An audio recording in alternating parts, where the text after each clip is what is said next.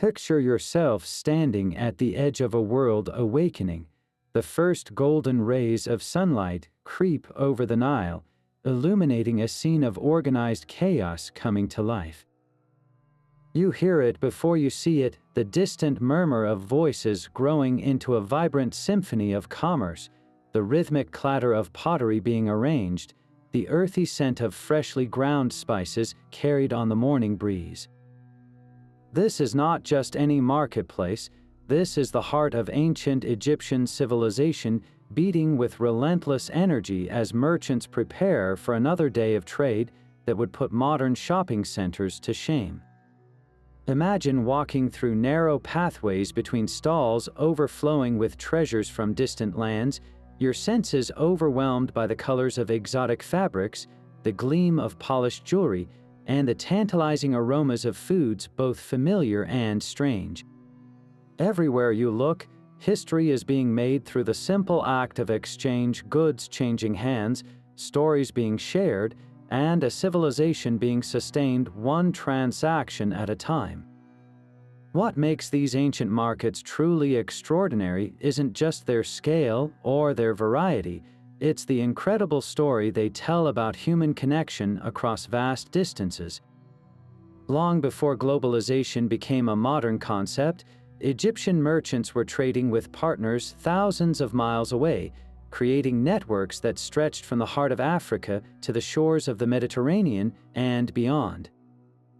The goods that filled these markets weren't just products, they were stories, they were status symbols, they were the very lifeblood of a society that understood the power of commerce to build empires and forge cultural connections that would endure for millennia.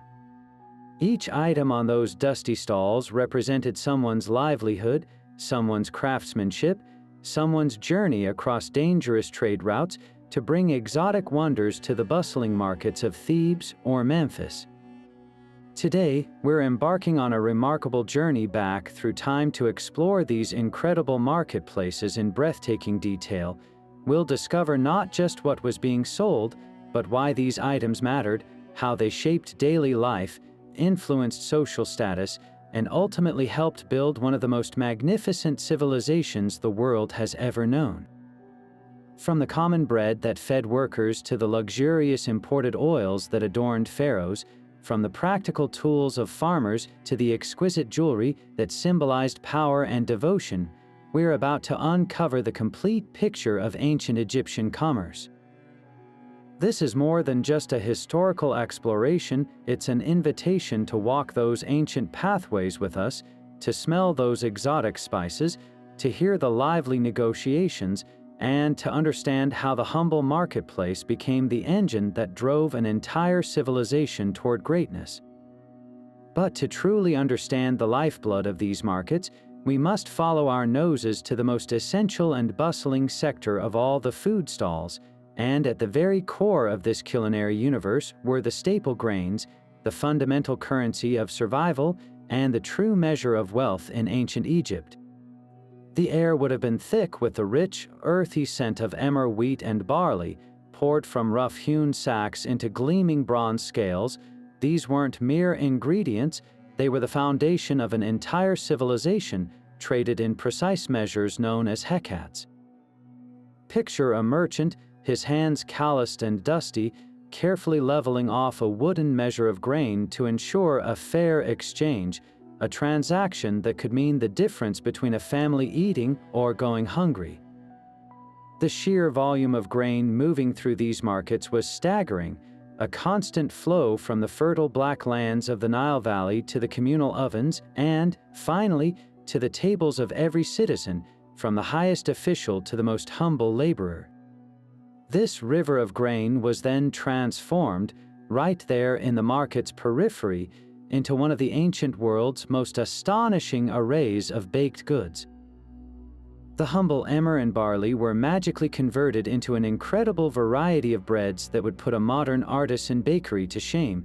Stall after stall would be piled high with flat, disc-like loaves perfect for scooping up stews, conical rolls that held their shape in a worker's hand, and even elaborate, patterned breads pressed with wooden stamps to denote their origin or quality. But the true marvels were the sweet cakes, often glistening with precious dates and honey, a luxury that would have made any child's eyes widen with delight. The sound of grinding millstones and the overwhelming, comforting warmth radiating from clay ovens powered these market bakeries, which were less shops and more industrial hubs of daily life. Who you were in ancient Egypt determined entirely which of these breads you could access. A wealthy noble's servant might be sent to procure the finest, whitest loaves made from carefully sifted emmer flour, perhaps even a honey-sweetened cake for a special occasion. Meanwhile, a farmer or laborer would trade for a denser, darker barley loaf, packed with more fiber and nutrients to fuel a long day of physically demanding work. This daily bread was so much more than food. It was a direct reflection of your place in society, your economic power, and your connection to the land's abundance.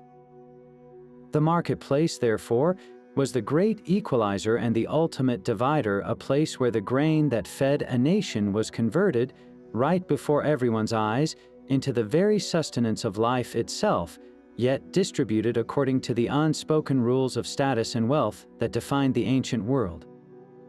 Moving beyond the essential grains and breads, the marketplace would open up into a vibrant explosion of color and aroma, the produce section, a testament to the Egyptians' incredible agricultural mastery. Here, under makeshift shade structures of woven rids and cloth, merchants artfully arranged their seasonal bounty in deep, wide baskets to protect the delicate fruits from the relentless sun. Towering piles of dates, their skins shimmering in shades of amber and deep brown, sat alongside baskets of plump, dark figs split open to reveal their sweet, red interiors. For those who could afford such luxuries, the rare and exquisite pomegranate, with its tough, leathery skin hiding hundreds of jewel-like arrows, would have been a sight to behold, often displayed like precious ornaments. Bunches of grapes, still dusted with a faint bloom from the vineyard, would be carefully hung to prevent bruising, their sweetness a fleeting treasure available only during certain months of the year. The vegetable stalls presented a more earthy, pungent, yet equally vital selection. Great braided ropes of onions and garlic, their papery skins rustling in the slight breeze, were omnipresent staples, valued not just for flavor, but for their perceived medicinal and preservative qualities. Heaps of leeks, their white bulbs clean and roots neatly trimmed, sat beside baskets of crisp cucumbers, perfect for quenching thirst in the dry heat. Perhaps most surprisingly to a modern shopper, lettuce held a place of high esteem, though not primarily for its taste. The Egyptians associated this leafy green with Min, the god of fertility, and its milky sap was thought to possess aphrodisiac properties, making it a popular if peculiar purchase. The availability and price of every single item in this colorful array were dictated by the relentless, predictable rhythm of the Nile itself. In the months following the annual inundation, when the floodwaters receded and left behind exceptionally fertile silt, the markets would overflow with abundance, and prices would drop as even common farmers brought their surplus to sell. Yet during the drier months leading up to the next flood, fresh produce became scarcer, more expensive, and a clearer marker of wealth. A wealthy housekeeper shopping for a banquet might not even flinch at the cost of out-of-season grapes, while a typical family would have to make do with preserved foods like pickled vegetables or dried fruits, staples that were also traded in great quantities elsewhere in the market. This direct link between the river's cycle and the market's offerings made every shopper acutely aware of their place within the natural and economic order of the kingdom. Yet beyond the vibrant produce, the air would change, carrying a heavier, more metallic scent that signaled the next vital section of the market.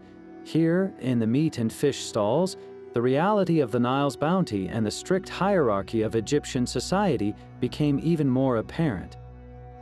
For the wealthy elite and the temples making offerings to the gods, Butchers offered prime cuts of beef from carefully tended cattle, a luxury so immense it was often reserved for festivals and state ceremonies. Mutton and goat were more common, yet even these meats were meticulously graded. A high-ranking official's cook would select the most tender loin cuts, while a common craftsman might barter for a tougher, more economical shank or a bundle of organ meats to flavor a large pot of broth for his family. The entire system was a public display of social order, with the quality of the protein on one's table serving as a direct indicator of their status. Just steps away, the atmosphere shifted again, cooled by the proximity to the water and the frantic energy of the fishmongers. This was perhaps the most democratic part of the food market, where the Nile's most abundant resource was available to nearly everyone. Fresh catches were artfully displayed on moist beds of reeds to keep them from spoiling too quickly under the hot sun. The glistening, silver flank of a large Nile perch might be presented next to the distinctive, whiskered head of a catfish and the smaller, streamlined bodies of mullet. The sound here was a constant hum of negotiation, punctuated by the thwack of stone knives, scaling and cleaning fish on the spot for impatient customers eager to get their purchase home.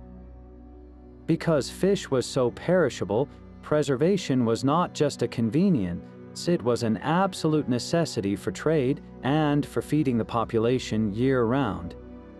The methods employed were brilliantly effective. Some fish were split open, coated in precious salt, and left to dry on hot rooftops, transforming them into tough, salty slabs that could be stored for months and easily transported across vast distances. Others were simply laid out on broad, flat racks in the desert breeze, slowly air-dried into a lightweight, protein-rich staple. This preserved fish became a fundamental part of the diet for laborers working on remote state projects like pyramid construction or expedition crews sent to mine turquoise in the Sinai. It was a durable, nutritious, and portable food source that powered the empire's greatest ambitions, all thanks to the bustling, smelly, and utterly vital fish markets of ancient Egypt. But the true mastery of the dairy merchants lay in their preservation techniques, turning a fleeting resource into a year-round commodity. Milk itself, highly perishable, was often stored and sold in distinctive, sealed pottery vessels designed to keep it cool through evaporation. Yet it was through transformation that dairy truly became versatile. Cheeses, both soft and hard, were a common sight, their distinct tang and rich fat content adding precious calories and flavor to the Egyptian diet. The most prized product of all, however, was a form of clarified butter known as smen. By simmering butter to remove milk solids and water, they created a stable, long-lasting cooking fat that could be stored for months, even years, in sealed jars. This golden liquid was more than just an ingredient. It was a form of stored wealth, a culinary treasure that could be traded over great distances and used to enrich the dishes of the elite. No exploration of the ancient Egyptian market would be complete without turning our attention to the drinks that quenched the thirst of an entire civilization, and here one beverage reigned supreme. The air around these bustling stalls would carry the unmistakable, yeasty, and comforting aroma of beer, the undisputed national drink of Egypt. This was not the clear, fizzy lager we know today, but a thick, cloudy, nutrient-rich brew often described as a liquid bread. Made from crumbled barley bread that was partially baked and then fermented in large vats, this beer was a staple of the daily diet for every class, from the pharaoh to the humblest laborer. It was a vital source of calories, vitamins, and hydration, especially in a land where water sources could sometimes be unsafe. The market offered a stunning variety of brews to suit every palate and purse. Vendors would proudly display their different strengths and qualities, from the dense, almost porridge-like beer packed with grain solids that provided maximum sustenance for workers, to clearer, more refined and potent varieties flavored with dates or spices for the wealthy. These beverages were typically dispensed from large ceramic jars into smaller, personal jugs or cups made of pottery or even precious metals for the affluent. The social rituals around its consumption were deeply woven into the fabric of daily life. For a worker, his daily ration of beer was payment for his labor, a right and a necessity. In a wealthier household, serving a fine, spiced beer was a sign of hospitality and status. In both cases, beer was inseparable from community and sustenance, a unifying thread that connected all levels of society through the simple, daily act of sharing a drink. Yet for those seeking something different, the marketplace provided other, more exclusive options. Palm wine, tapped from the sap of date palms, was a rarer and sweeter intoxicant, often associated with festivals and religious ceremonies due to its more spontaneous and less controllable fermentation process. Fresh fruit juices, particularly from grapes, pomegranates, and figs, provided a fleeting, non-alcoholic sweetness, a luxury available only to those who could afford such immediate consumption before spoilage set in. Each of these beverages, from the common beer to the exotic palm wine, tells a story of ingenuity, social structure, and the human desire not just to nourish the body, but to enjoy the fruits of the land in every form imaginable. Beyond the bustling stalls of common sustenance lay a realm of the market dedicated to pure indulgence and luxury, where the air itself seemed sweeter and richer. Here, the humble bee's labor was transformed into one of antiquity's most coveted treasures, honey. This was not a single, uniform product, but a spectrum of liquid gold, its value and flavor dictated by the very flowers the bees visited. A merchant might proudly offer a light, delicately floral honey from the blooming acacia groves along the river, commanding a premium price for its rarity and refined taste. Another stall would feature a darker, more robust honey from the desert's wildflower blooms, its deeper flavor perfect for enriching medicines or glazing roasted meats for a wealthy household's table. The most expensive varieties might even be infused with precious spices or nuts, sealed in small, elegant jars destined for the palace kitchens or a temple's offering table. This hierarchy of honey was a perfect mirror of Egyptian society, itself accessible in some form to many, but with its finest expressions reserved for those at the very top. The trade in this luxurious sweetener was a serious business conducted with meticulous care. Honey was too valuable to be carelessly poured. It was weighed on precise scales using standard weights carved from stone, often shaped like animals or gods to guarantee their authenticity. The transaction was a quiet ceremony of wealth, a world away from the loud haggling over fish or bread. A household cook sent to purchase honey for her mistress's table would carefully inspect the jar for purity and the seal to ensure it hadn't been adulterated with cheaper date syrup, a common trick among less scrupulous vendors. For the Egyptians, honey was far more than a sweet treat. It was a fundamental ingredient in sophisticated recipes, a key component in medicinal salves for wounds, and the only effective natural preservative they possessed, used to coat fruits and nuts to save them for later enjoyment. Its presence in a home was a clear signal of prosperity and refined taste. Adjacent to the honey merchants, the atmosphere grew richer still with the deep, earthy aroma of pressing oils, a section of the market that catered to nearly every aspect of daily life, from the practical to the sensual. The most common oil was extracted from the robust castor plant, but its pungent odor and powerful laxative properties meant it was rarely used in cooking. Instead, its value was found in the workshop and the home. It burned cleanly and brightly in simple clay lamps, illuminating the night for countless families, and was a vital lubricant for easing the axles of heavy chariots and moving massive stone blocks for construction projects.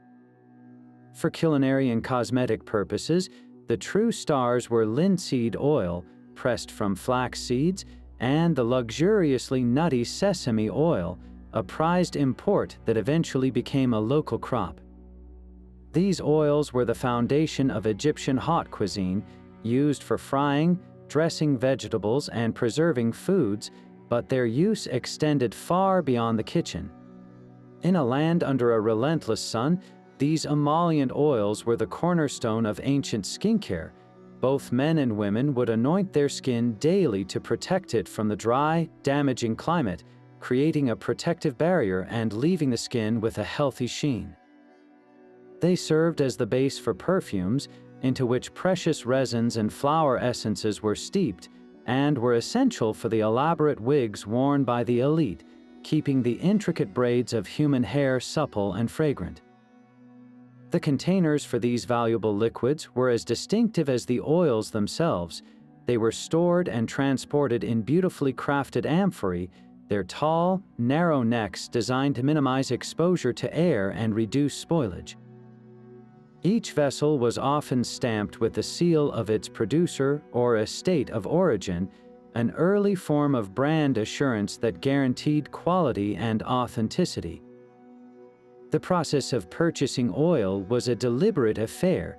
A merchant would carefully pour the requested amount from the large storage amphora into a smaller, personalized vessel brought by the customer, all under the watchful eye of a market official who ensured the scales were balanced fairly. This careful measurement underscored the high economic value of these premium goods.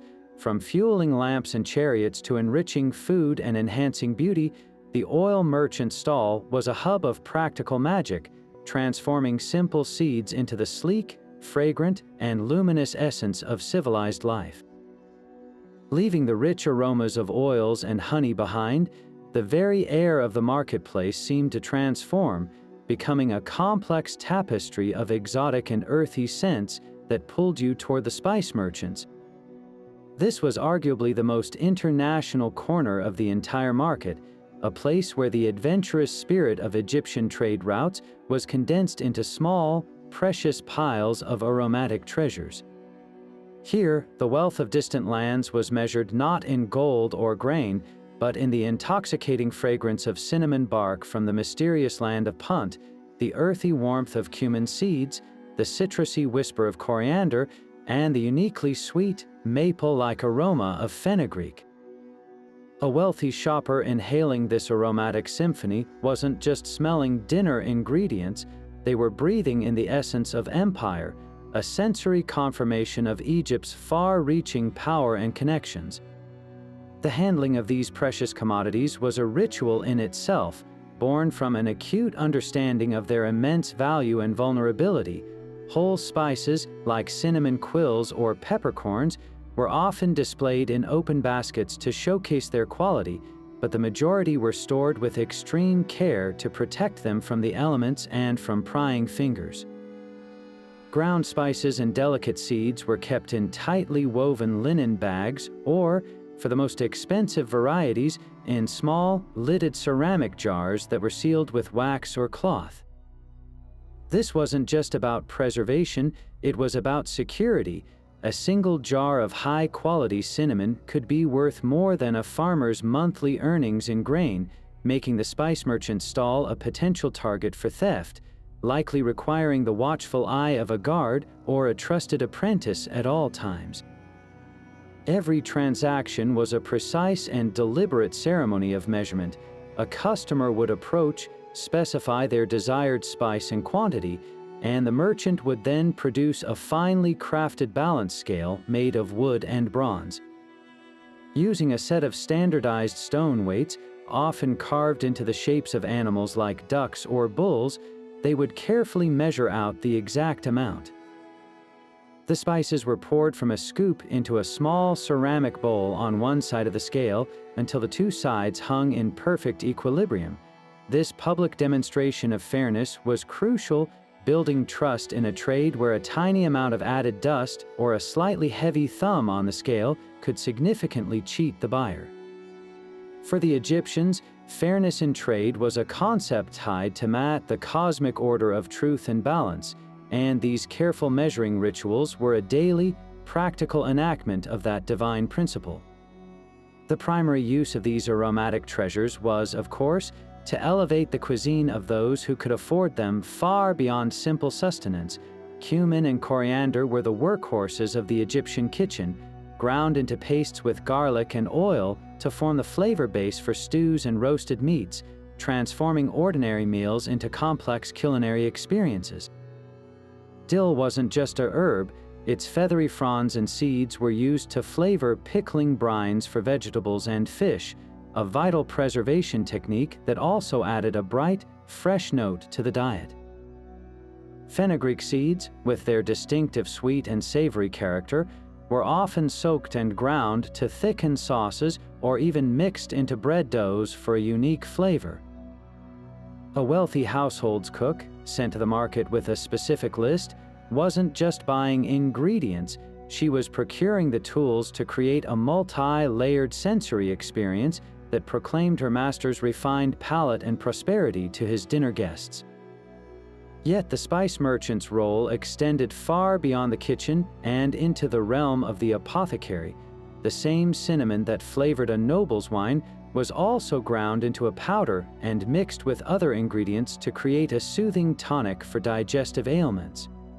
Cumin was not only a culinary spice, but also a key component in poultices believed to reduce inflammation and ease pain.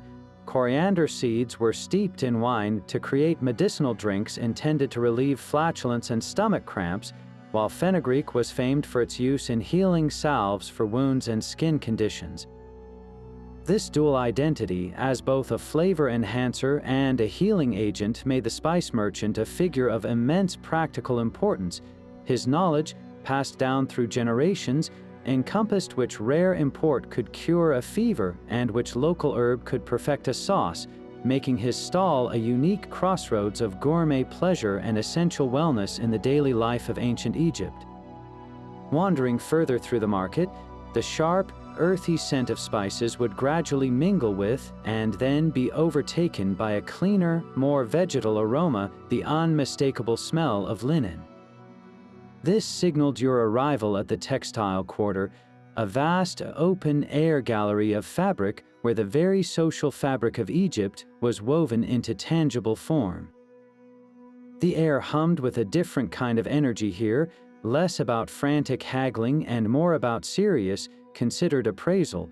Great bolts of cloth were displayed over wooden racks or held aloft by apprentices so potential buyers could see how the sunlight played through the weave and judge the quality of the spin.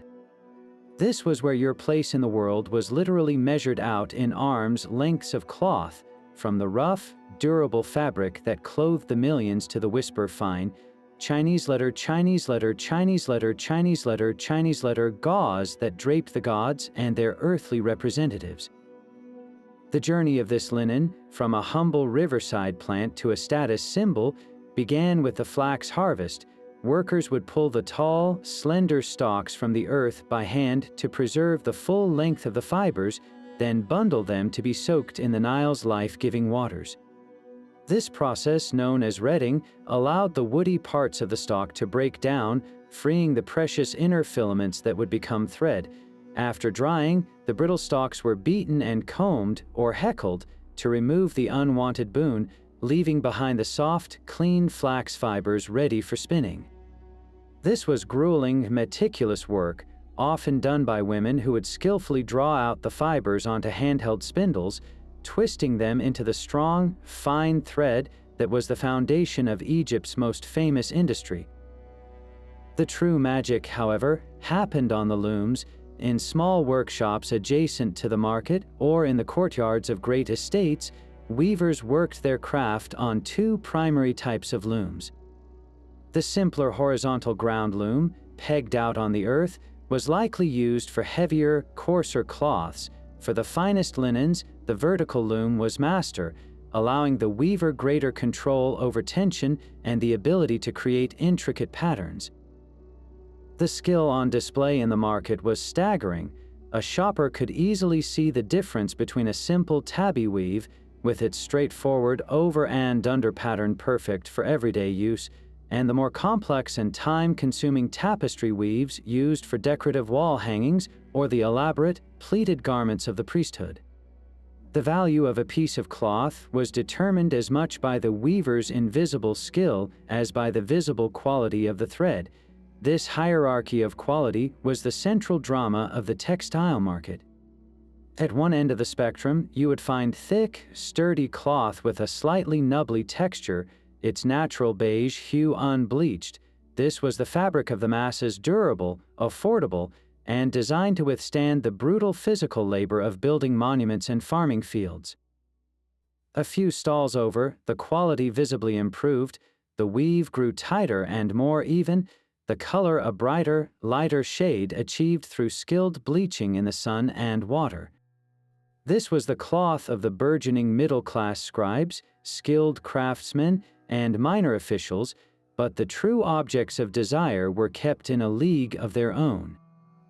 For the elite, weavers produced linen of such breathtaking fineness it was described as woven air or moonlight. This royal-grade cloth was so tightly woven and gossamer thin it was Chinese letter, Chinese letter, Chinese letter, Chinese letter, a symbol of immense wealth and purity. Its production was an act of devotion, requiring impossibly thin threads and a weaver's flawless touch. A single tunic made from this material could contain over a mile of thread and be so lightweight it could be passed through a signet ring. This wasn't merely clothing, it was a display of power, a physical manifestation of one's proximity to the divine order, and its exorbitant cost ensured that only the very top of the social pyramid could afford to wear it. Commerce in this sector was a precise and standardized affair, governed by the arm's length and the quality of the weave. Cloth was not sold as pre-made garments, but by the bolt, measured out in cubits using a carved wooden or stone ruler. The price, however, was never just about length. A merchant and buyer would carefully feel the material, hold it up to the light, and examine the evenness of the selvage edge to agree on a fair price that reflected the weaver's artistry and the fineness of the spin. A cubit of coarse cloth for a laborer's kilt cost a fraction of a cubit of medium-grade sheet linen for a scribe's household, which itself was a mere pittance compared to the value of the royal cloth. This very public system of valuation made the textile market a clear and undeniable map of the social order, where the quality of the cloth you could afford to buy immediately communicated your status to everyone who saw you make the purchase. Just steps away from the textile merchants, the marketplace transformed from a gallery of potential into a vibrant display of finished identity. Here, the ready-made clothing stalls showcased the art of the tailor and the dressmaker, where the simple bolts of linen were crafted into the garments that defined an Egyptian's place in the world. The most common sight by far would have been the shenty, a type of kilt that was the standard attire for men across all classes, but to call it simply a kilt is to miss the entire social story being told by its folds. For a laborer or farmer, the shenty was a practical, knee-length wrap of coarse, unbleached linen, secured with a simple knotted rope belt, designed for maximum freedom of movement under the harsh sun. A scribe or merchant, however, would wear a shenty of finer, bleached cloth, often longer and pleated meticulously to create a stylish, layered effect that swayed with each step, signaling his elevated status without a single word spoken. For women, the standard garment was a tightly fitted sheath dress, known as a calasiris, which could be either a simple tube of cloth held up by two straps or a more complex, tailored piece sewn to contour the body. The quality of the dress, much like the shenty, was an immediate social indicator. A servant or musician might wear a plain, ankle-length dress of durable cloth, while a noblewoman's calasiris would be crafted from the finest Chinese letter, Chinese letter, Chinese letter, Chinese letter linen, so delicate it was often embroidered with gold thread or decorated with intricate beadwork in patterns of lotus flowers and protective symbols like the Eye of Horus. The straps themselves could be a mark of wealth. Wider, embellished straps or even sleeves denoted a more expensive, elaborate garment. These clothing stalls were not just selling apparel, they were offering a public identity, a wearable map of one's social standing for all to see. Beyond these basics, specialized garments told a more specific story about one's role in society. Priests were required to wear exclusively white linen of exceptional purity as a sign of their ritual cleanliness, their garments a uniform of devotion that set them apart from the colorful crowd. Military officers might be shopping for sturdy, leather-reinforced kilts or tunics, while a charioteer needed a garment that allowed for agile movement. The very act of shopping here was a performance of status. A wealthy patron would be attended to personally, with a merchant bringing out his finest wares from a chest, while an ordinary citizen would sort through piles of more standard garments. The cut, the length, the pleating, and the sheer quality of the cloth worked together in a silent language everyone in the market understood perfectly. The story of status continued literally from the ground up at the footwear vendors, whose stalls were a symphony of rustling papyrus, tough palm fibers, and the rich scent of tanned leather. Sandals were not a universal right in ancient Egypt. Going barefoot was the norm for the vast majority of the population, making footwear itself an instant and powerful status symbol. The most affordable and common sandals were crafted from papyrus reed or woven palm fiber. A merchant would have stacks of these utilitarian shoes, their soles flat and flexible, with simple straps that passed between the big and second toe and then wrapped around the ankle to secure them.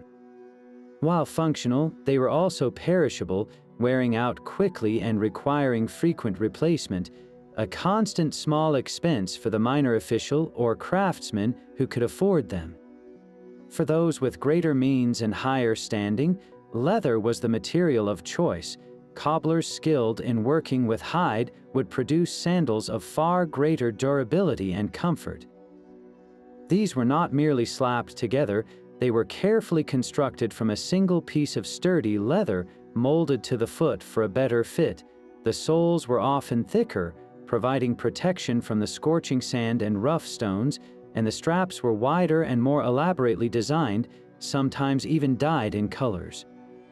The ultimate expression of wealth and power, however, was found in the decoration. The sandals of a pharaoh or a vizier were things of beauty, inlaid with precious metals, stamped with gold leaf, or adorned with intricate beadwork that depicted scenes of vanquishing enemies or floral motifs.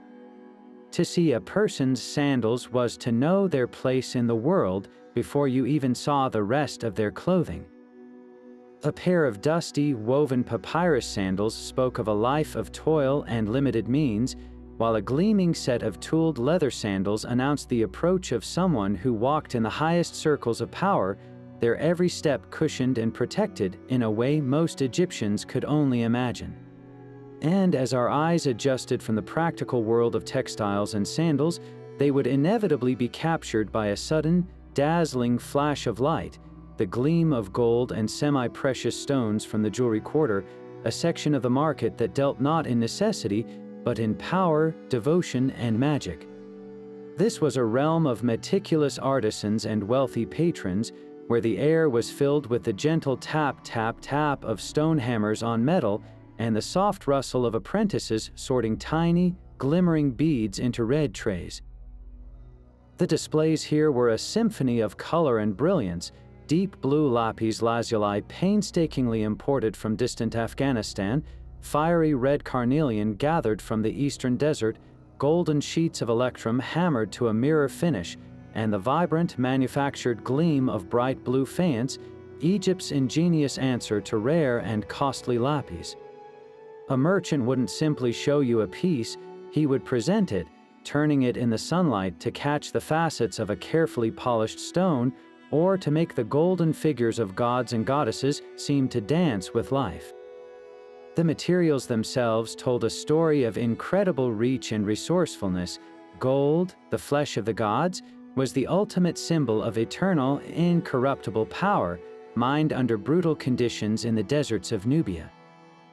But it was the colored stones that truly revealed the extent of Egyptian trade networks. Lapis lazuli, with its celestial blue hue speckled with golden pyrite like a starry night sky, traveled thousands of miles along treacherous routes, its value so immense it was worth its weight in several other goods. Carnelian, a translucent orange-red quartz, was cherished for its warm, life-affirming color, believed to contain the very essence of the life-giving sun. For those who couldn't afford these exotic imports, Egyptian craftsmen had perfected the creation of faience, a non-clay ceramic made from crushed quartz, copper salts, and water. When fired, this humble mixture underwent a magical transformation, emerging with a stunning, glass-like blue or green glaze that could mimic turquoise and lapis, making beautiful jewelry accessible to a much broader segment of society. The techniques employed by these ancient jewelers were astonishingly sophisticated, requiring a blend of artistic vision and engineering precision. Glossed wax casting was a common method for creating intricate solid pieces. A sculptor would first carve the desired design in wax, encase it in a clay mold, then heat it so the wax melted and drained out, leaving a hollow space that was then filled with molten metal. For delicate hollow pieces like pectorals, artisans practiced the art of repoussé, meticulously hammering sheet gold from the reverse side over a form to create raised, detailed scenes of gods and goddesses. The painstaking work of beadmaking was a specialty in itself, involving drilling tiny holes through incredibly hard stones like carnelian and lapis using bow drills tipped with emery powder, a process that required immense patience and skill to avoid shattering the precious material. Every piece was a testament to hours, sometimes weeks, of concentrated labor, yet in ancient Egypt, beauty was never merely decorative. Every element of a jewelry design was imbued with profound symbolic meaning and protective power. The scarab beetle, or khepir, was one of the most popular motifs, representing the sun god Ra, transformation, and the cycle of rebirth. As the beetle rolled its dung ball across the ground, so too did the god roll the sun across the sky. A scarab ring or amulet was therefore a potent charm for eternal life. The lotus flower, emerging pristine each morning from the murky waters, symbolized creation, rebirth, and purity, making it a favorite motif in pieces intended for both the living and the dead. The ubiquitous wedjat, or eye of Horus, was the ultimate symbol of protection, healing, and wholeness, believed to ward off evil spirits and injury, to where a piece of jewelry was to clothe oneself in a portable constellation of divine power and meaning. This belief in the amuletic power of jewelry meant that it served a vital function from the cradle to the grave. A newborn might be given a simple faience bead bracelet to protect it from childhood illnesses and evil spirits. A soldier going into battle would wear an amulet of the god Seth, the powerful and chaotic deity of storms and violence, to harness his fierce energy. A mother might wear a pendant of the hippopotamus goddess Taweret, the protector of women in childbirth. For the journey to the afterlife, this protective function became absolutely critical. The dead were buried adorned with specific amulets, heart scarabs, jed pillars for stability, Tayet knots for the blood of Isis, each one a carefully chosen key intended to ensure their safe passage and transformation in the world beyond. Jewelry was a functional, essential technology for navigating the visible and invisible dangers of existence. The social dimension of this trade was as intricate as the jewelry itself. The market was a clear public stage for the display of wealth and status. A high-ranking noble or temple official might commission a custom pectoral from a master jeweler, a process involving detailed consultation on the sacred symbolism and the specific gods to be depicted. Meanwhile, a successful merchant's wife might browse ready-made pieces, selecting a carnelian bracelet or a pair of intricate gold earrings that reflected the latest court fashions. For the middle class, a scribe or a skilled artisan might save for months to purchase a single piece of fine faience jewelry, a broad collar or a set of rings, to wear for a festival or a wedding, a tangible symbol of their hard-won prosperity. The jewelry market was a place where the social hierarchy, often invisible, was made gloriously, undeniably manifest in gold, gemstones, and divine intention, proving that in ancient Egypt, the most beautiful objects were also the most powerful. Beyond the dazzling gleam of gold and gemstones, the air in the market would shift once more, becoming thick with an intoxicating blend of exotic floral bouquets and rich, earthy resins, a sure sign you had entered the realm of the perfumers and cosmetic merchants. This was where the practical necessity of protection met the art of allure, and where the line between daily routine and sacred ritual became beautifully blurred. Stalls here were a sensory delight, arrayed with alabaster jars of glistening unguents, slender pots of richly pigmented paints, and elegantly carved cosmetic palettes that were works of art in themselves. For the ancient Egyptians, this was not a frivolous indulgence, it was an essential part of existing in the world, a practice that connected the individual to the divine, protected them from illness, and announced their status to everyone they met. The undisputed king of this cosmetic world was kohl, the dark pigment used to outline and dramatically enhance the eyes. Its preparation was a precise and almost alchemical process. Vendors would grind minerals like galena, a lead ore with a distinctive silvery black sheen, or malachite, a stunning green copper carbonate, on finely carved stone palettes using a small pestle. They would then mix this potent powder with oil or animal fat to create a smooth, paste-like consistency that could be easily applied. The resulting substance was stored in beautifully crafted containers, often small, tubular vases made of faience, glass, wood, or even precious metals, some featuring figures of the dwarf god Bes, a protector of the household and women, standing guard over the precious contents. But kohl's purpose was profoundly practical, rooted in a brilliant understanding of their environment. The thick, black lines extending from the eyelids were not merely for beauty, they functioned as a powerful defense against the harsh Egyptian sun. By reducing the sun's glare reflecting off the sand and water, the kohl acted much like the black grease modern athletes use, cutting down on glare and helping to prevent snow blindness. Furthermore, the lead salts in the galena-based kohl had antiseptic properties, helping to ward off fly-borne eye infections like trachoma that were common in the marshy areas along the Nile. This combination of spiritual symbolism, aesthetic appeal, and practical medicine made the kohl seller's stall a vital stop for every Egyptian, from the child receiving their first application for protection to the pharaoh whose dramatic, divinely inspired gaze commanded the room. For adding color to the face, the cosmetic of choice was red ochre, a naturally occurring clay rich in iron oxide that provided a spectrum of warm, earthy reds. This pigment was also carefully ground and mixed with water or oil to create a paste that could be applied to the lips and cheeks. The quest for the perfect red was a serious business, with merchants offering different grades of ochre that ranged from a subtle, rusty blush to a deep, vivid crimson. The application tools themselves were often elegant, including finely carved spoons with human or animal forms and simple, polished pebbles used to smooth the color onto the skin.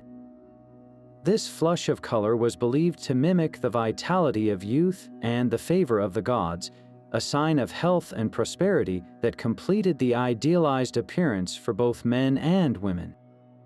Yet the true height of luxury and sensory pleasure in this quarter was found at the perfumer's stall, where the art of fragrance reached astonishing levels of sophistication.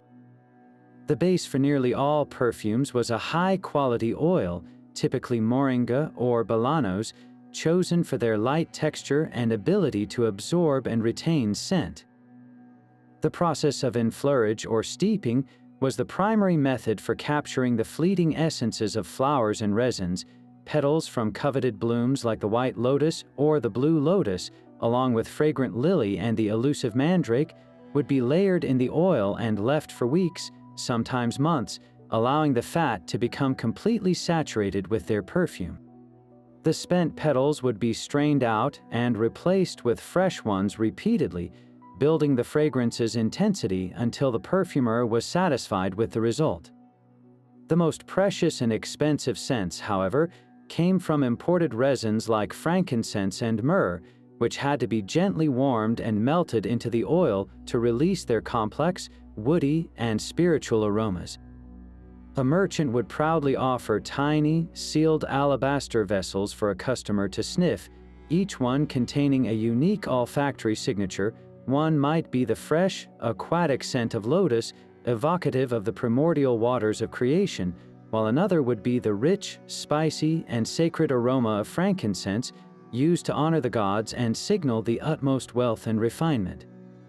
Wearing these perfumes was about far more than smelling pleasant. The ancient Egyptians believed that sweet odors were a mark of divinity, and that by anointing themselves with these sacred scents, they aligned themselves with the gods and warded off the malodorous forces of chaos and decay. The perfumer, therefore, was not just a merchant but a purveyor of divine connection and eternal protection, selling the very smell of civilization and the afterlife. Leaving the fragrant and luxurious world of perfumes behind, the atmosphere of the market would shift yet again, the air now filled with the dry, earthy scent of clay and the gentle clinking of countless ceramic vessels. This was the domain of the potter, a sprawling section of the market that catered to every conceivable need of the Egyptian household, from the most basic act of carrying water to the most sacred rituals of the afterlife. Stalls were veritable mountains of pottery, a breathtaking spectrum of function and form stacked with dizzying precision. At a glance, one could see the entire social and economic hierarchy of Egypt mirrored in its ceramics, the rough, undecorated bowls of the peasant sitting in dusty piles next to the gleaming, intricately painted votive vessels destined for a noble's tomb, each piece telling a silent story about the hands that made it and the home it was meant to serve. The variety of clay used was the first indicator of a vessel's purpose and price. The most common and utilitarian ware was made from the Nile silt clay, abundant and easy to work with, firing to a distinctive reddish-brown color.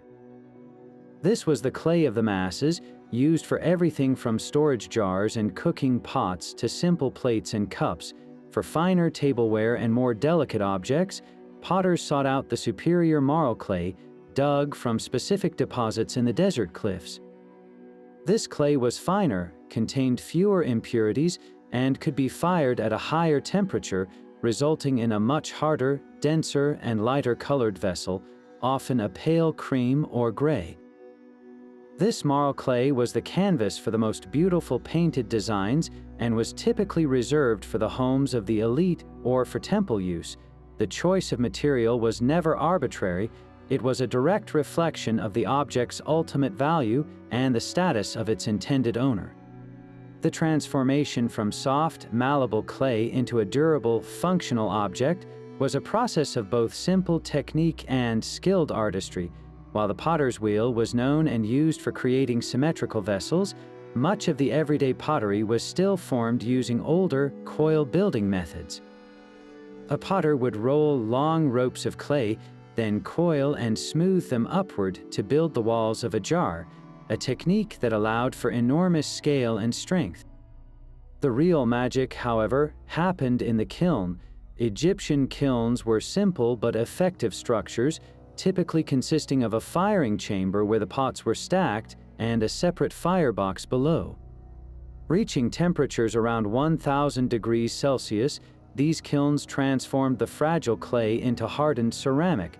The skill of the kiln master was paramount. Controlling the airflow and temperature was a delicate dance that meant the difference between a sturdy, usable pot and a pile of shattered, worthless fragments. Once fired, the pots entered the bustling commerce of the market, where their forms were a direct map of their functions. The most ubiquitous vessel was the amphora, a tall, narrow-necked jar with two handles used for storing and transporting everything from grain and beer to wine and honey. Their pointed bases weren't a design flaw, they were perfectly engineered to be stacked upright in the sandy soil of cellars or embedded in the soft ground of boats and carts for stability during transport. For the kitchen, wide, open bowls and shallow platters were essential for mixing and serving food, while deep, globular cooking pots with rounded bottoms were designed to be nestled directly into the embers of a fire for efficient heating. Water jars or hydrii often featured a more stable base for carrying on the head and a wider mouth for easy filling and dipping. The aesthetic treatment of these vessels created a stark visual divide in the marketplace. The vast majority of pottery was left undecorated, valued purely for its utility, but for those with the means, a world of artistic expression opened up.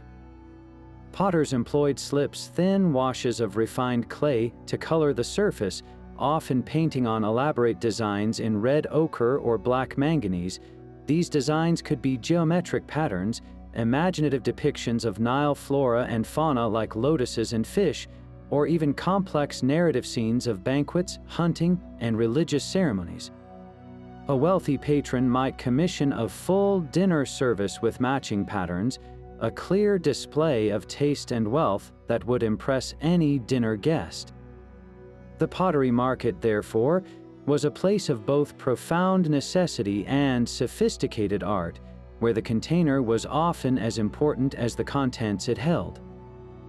But a home required far more than just pots, and the market provided every essential item crafted from the land's other great bounty, reeds and grasses. Skilled basket weavers worked with incredible speed and dexterity, their fingers flying as they transformed humble papyrus stalks and palm fronds into an astonishing array of containers. The results were both beautiful and incredibly durable. Tightly woven baskets with fitted lids stored precious grain and dried foods, protecting them from pests with their natural, breathable design. Larger, more flexible baskets served as the shopping carts of the ancient world, used for carrying goods from the market back to the home. The scale of this industry was monumental, with basket makers producing everything from delicate, decorative trinket boxes to massive, man-sized containers used for transporting goods by donkey caravan or river barge. Underfoot and on the walls, the humble mat was another unsung hero of daily life. Woven from reeds or rushes, these mats were the ultimate multi-purpose furnishing. They served as beds, sleeping surfaces, and seating for the majority of the population, providing a clean, insulated barrier between the body and the packed earth or stone floors. They were used as floor coverings, room dividers, and even as makeshift doors for providing privacy and keeping out dust. The quality, again, spoke volumes. A simple, coarse mat was adequate for a worker's home, while a wealthier household might boast finely woven mats with dyed patterns, creating a more luxurious and aesthetically pleasing living environment. The basket and mat weavers were foundational to domestic comfort, their creations forming the very texture of everyday existence. Completing the picture of the well-appointed home were the myriad small, essential tools that made life manageable. Stalls offered brushes of all sizes, their handles made of wood or reed, and their bristles fashioned from stiff fibers of the date palm. These weren't for painting or grooming, they were the ancient equivalent of the modern broom and dustpan, vital for constant battle against the ever-invasive desert sand that settled on every surface. Other brushes with finer bristles were used for applying cosmetics or even for writing. The simple lamp, too, was a staple purchase. These were typically shallow, open bowls of pottery or stone, filled with castor oil and featuring a pinched lip to hold a simple flax wick. The gentle, flickering light they provided pushed back the darkness of the night, extending the day for families to share meals, for women to spin thread, and for scribes to practice their letters. Each of these humble objects, the basket, the mat, the brush, the lamp, was a testament to Egyptian ingenuity, turning the simplest materials into the very tools that built a civilized and comfortable life. Amid the bustling commerce of essential goods, the Egyptian marketplace also offered something far more personal and permanent, the very furnishings that would define a home's comfort and character. The air in this quarter carried the distinct, sweet scent of freshly cut acacia wood and the sharp, tangy odor of wood glue heating over a small brazier. Here, the rhythmic tapping of mallets and the soft scraping of chisels provided a constant soundtrack as master carpenters and their apprentices put the finishing touches on their creations. Stools, chairs, beds, and chests were proudly displayed, not as a uniform collection, but as a stunning visual representation of the vast economic divide in Egyptian society. From the humblest red seat to a gilded chair inlaid with ivory, every piece told a silent, powerful story about who would use it and the life they led. For the vast majority of Egyptians, furniture was an exercise in minimalist practicality. The most common and affordable seats were simple stools crafted from bundled papyrus reeds or pliable palm ribs, woven together with cordage into a stable, 3- or 4-legged form. These were lightweight, portable, and perfectly suited to the climate, allowing for airflow and easy replacement when they eventually wore out. A step up from this was the simple wooden stool, often made from local sycamore, fig, or tamarisk wood. The design was ingenious in its simplicity: 3 sturdy legs splayed outward for maximum stability, connected to a solid, curved seat board. This was the quintessential furniture of the middle-class home, durable, functional, and devoid of any unnecessary decoration, a piece that could serve for generations with minimal care. The true marvel of Egyptian woodworking, however, was reserved for the elite, and it began with their revolutionary approach to joinery. Lacking strong glues and sophisticated nails, Egyptian craftsmen mastered the art of the mortise and tenon joint. This technique involved carving a protruding tab, the tenon, on one piece of wood that would fit perfectly into a corresponding slot, the mortise, on another. These joints were then secured with sturdy dowels made of hardwood, creating a bond that was often stronger than the wood itself. This method allowed them to construct frames that could withstand the stresses of daily use and even disassembly for storage or transport. The elegance of this engineering was hidden within the furniture itself, a testament to a craftsman's skill that was felt in the rock-solid stability of a chair rather than seen in overt decoration. When decoration was called for, the Egyptians employed materials that shouted wealth and power across a crowded room. The prized wood of choice for fine furniture was acacia, imported from Nubia. Its dense, dark, and beautifully grained heartwood was tough to work but yielded a stunning, polished finish that lesser woods could never achieve. This rich foundation was then embellished with breathtaking inlays.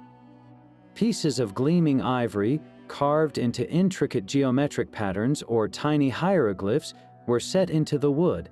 Exotic ebony, imported from the lands south of Kush, provided a dramatic black contrast. Semi-precious stones like turquoise, lapis lazuli, and carnelian were cut and polished to add flashes of celestial blue, deep red, and vibrant green to headrests and chair panels. A single piece of furniture became a map of the empire's trade routes, a physical collection of its most valued resources. Nowhere was the social divide more apparent than in the choice of seating. While the common person had their stool, the wealthy Egyptian required a chair, and the design of that chair was a direct indicator of rank. A typical official might own a simple chair with a low, straight back and woven cord seat. But for the highest echelons of society, only a throne-like chair would suffice. These masterpieces featured high, sloping backs supported by carved pillars representing lotus plants or papyrus stalks, symbols of Upper and Lower Egypt. The legs were often carved into the powerful form of a lion's paw, signifying the ruler's strength and authority. The seat itself might be made of woven cord, but for the ultimate luxury, it was a solid wooden plank, meticulously contoured for comfort and padded with a plush cushion stuffed with goose down. To sit in such a chair was to physically inhabit a position of power. The bed, another essential piece of furniture, also followed this strict hierarchy of comfort and status. For most, a bed was a simple raised platform of wooden slats or even a mat rolled out directly on the floor. The wealthy, however, slept on elevated frames of fine wood. The Egyptian bed had a unique and purposeful design. The foot end was always slightly higher than the head end, a feature thought to prevent the sleeper from sliding down and to aid circulation. Instead of a soft, flat mattress, they used a stretched lattice of woven cordage, which provided firm support and allowed air to circulate in the heat. At the head of the bed stood one of the most iconic and misunderstood pieces of Egyptian furniture, the headrest, crafted from wood or, for the very wealthy, alabaster or ivory. These curved stands supported the neck instead of a pillow. While they appear uncomfortably hard to modern eyes, they were expertly carved to fit the contour of the neck and, crucially, kept the elaborate wigs worn by the elite perfectly intact through the night. For storing the linens, clothing, and personal treasures we've seen traded throughout the market, the chest was the universal solution. Once again, quality and materials were everything. A typical household might use a simple crate or a basket for storage. A wealthy estate, however, required chests that were themselves objects of beauty and security.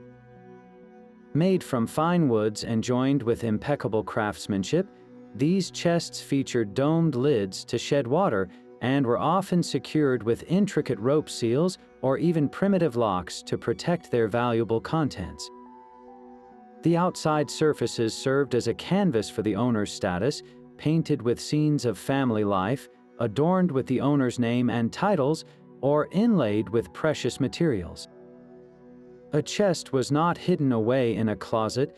It was displayed prominently in the main living area, a proud declaration of the family's wealth and taste for all visitors to see. Ultimately, the furniture market was a clear and tangible reflection of the Egyptian worldview, where every object served a dual purpose of function and meaning.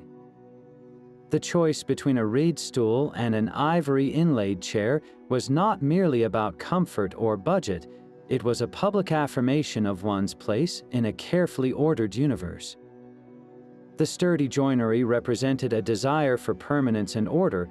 The use of imported materials showcased one's connectedness to the power of the state and its trade networks, and the symbolic carvings of lotuses and lions aligned the household with the divine principles of creation and kingship.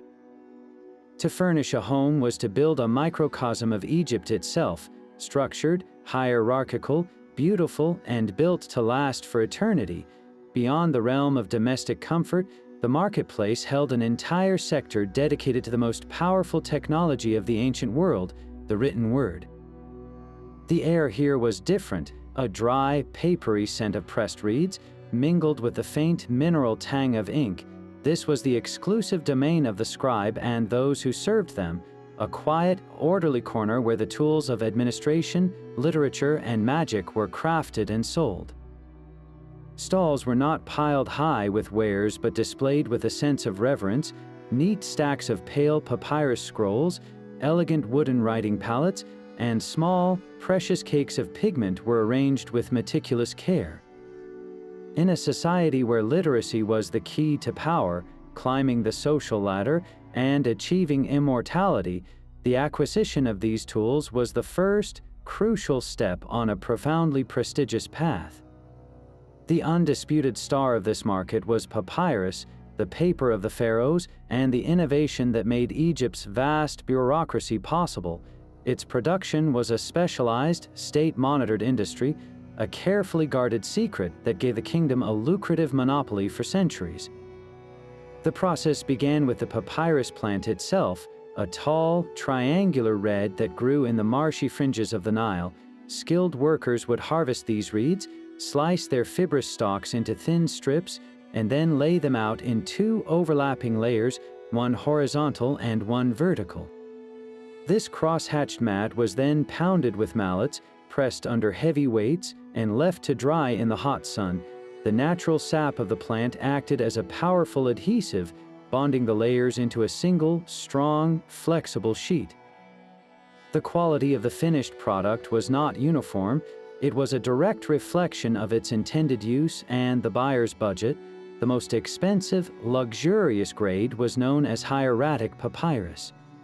This was made from the finest, whitest pith strips taken from the very heart of the reed. The resulting sheet was smooth, virtually blemish-free, and had a fine, even texture that accepted ink beautifully without bleeding. This premium paper was reserved for religious texts, royal decrees, and important state documents. The words written upon it were meant to last for eternity. For everyday administrative work, accounting, and student practice, a more affordable utilitarian grade was used. This demotic papyrus was noticeably rougher, often with a brownish tinge and visible fibrous flaws, but it was perfectly functional for the mountains of paperwork required to run a civilization. A scroll's price was determined by the number of sheets glued together and the quality of those sheets, making a long, high-grade scroll an immensely valuable object. The act of writing itself was a precise and ritualized process, and every item on the scribe's palette served a specific purpose. The centerpiece was the writing palette itself, a rectangular board of wood, often gracefully curved to fit comfortably in the hand. At one end, two shallow wells were carved to hold the cakes of ink. The larger well contained the main supply of solid black ink, while a smaller, round well held the vital red ink. These inks were not liquids but solid cakes, like hard watercolor paints, made from soot or charcoal for the black and red ochre for the red, mixed with a gum binder to help them adhere to the papyrus. To write, a scribe would dip his brush into a small water pot carried on his palette or tucked in his belt, then rub the wet brush tip on the ink cake to liquefy a small amount of pigment. The brush was the scribe's most personal tool, a finely crafted instrument made from a single, slender stalk of rush. One end was cut at an angle and then carefully chewed or frayed by the scribe himself to separate the fibers and create a soft, precise tip. This simple reed brush or pen was incredibly versatile, capable of producing the thick, bold strokes of a hieroglyphic sign or the incredibly fine, swift lines of hieratic cursive script.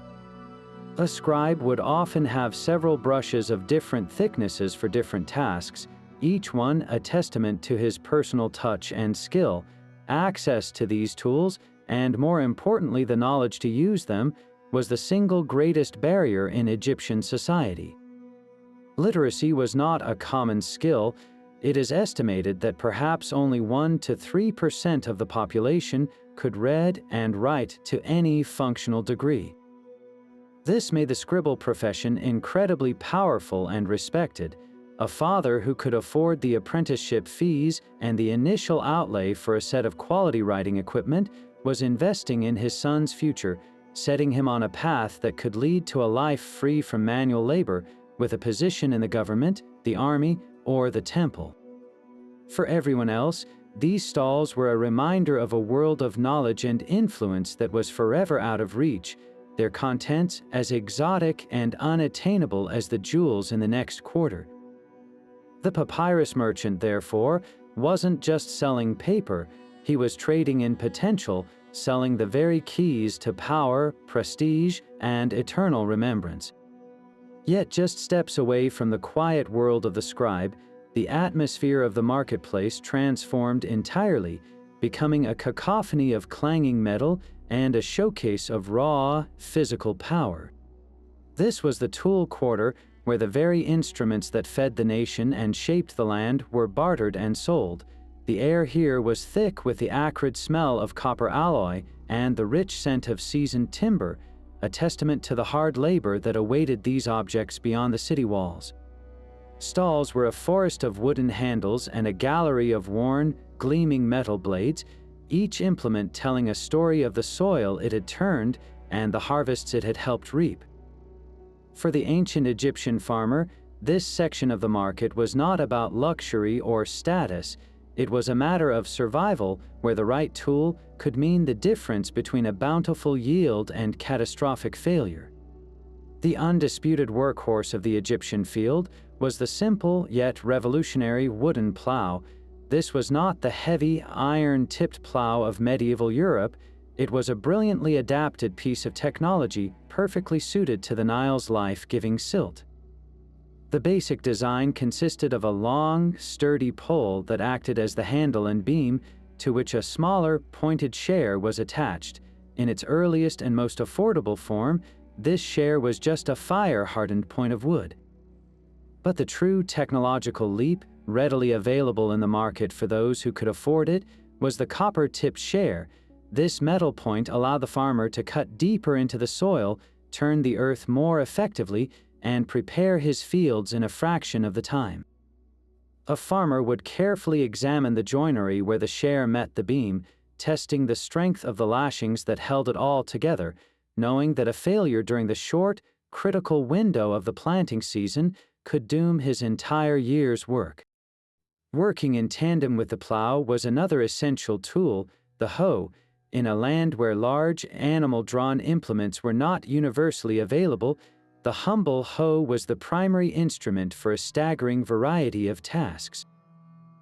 The market offered a surprising array of styles, each tailored to a specific purpose.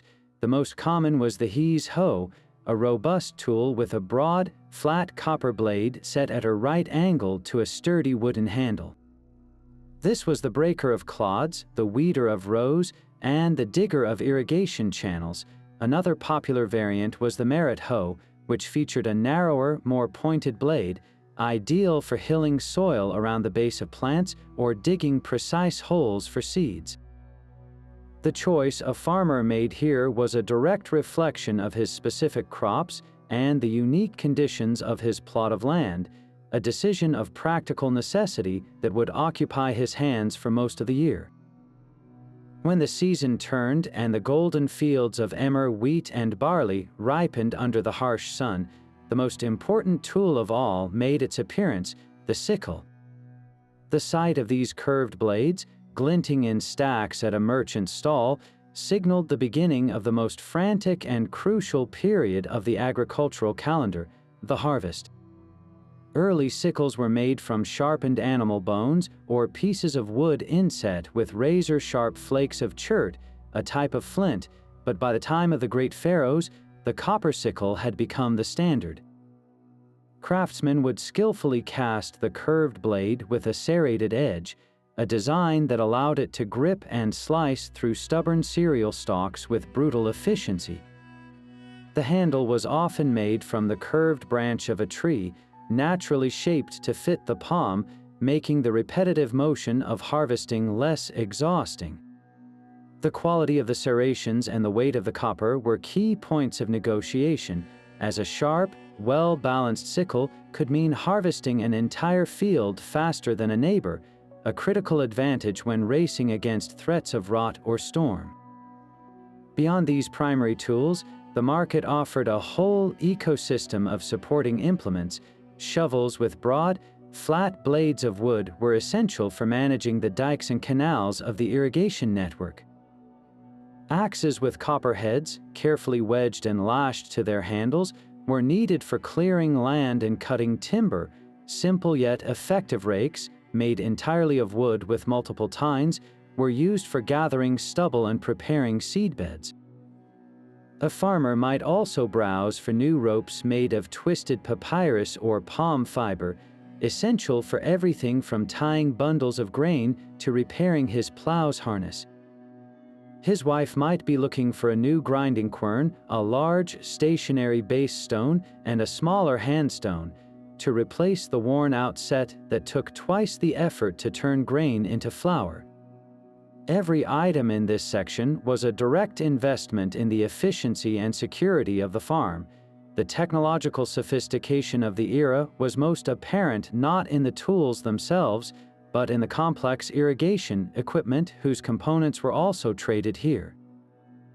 While the massive state-managed canals were beyond any individual's control, the device that brought water directly to the family's plot was the ingenious shaduf. This counterweighted lever was a masterpiece of simple physics, but no farmer built one entirely from scratch. Instead, he would come to the market to acquire specific parts. He might barter for a particularly long, straight acacia wood pole for the beam, or a well-carved bucket made of leather or woven reeds that could hold water without leaking. The most prized component was the counterweight, a heavy, dense lump of Nile clay mixed with straw that had been baked hard in the sun, or a sack filled with stones ready to be tied to the short end of the beam. Finding the perfect weight was a delicate balance. Too light and the bucket would be difficult to lift, too heavy and it would be impossible to lower. The shaduf merchant, therefore, wasn't just selling parts, he was selling sweat saved and time reclaimed, allowing a farmer to water far more land than he could by carrying pots alone. The commerce in this section of the market had a distinctly different flavor from others.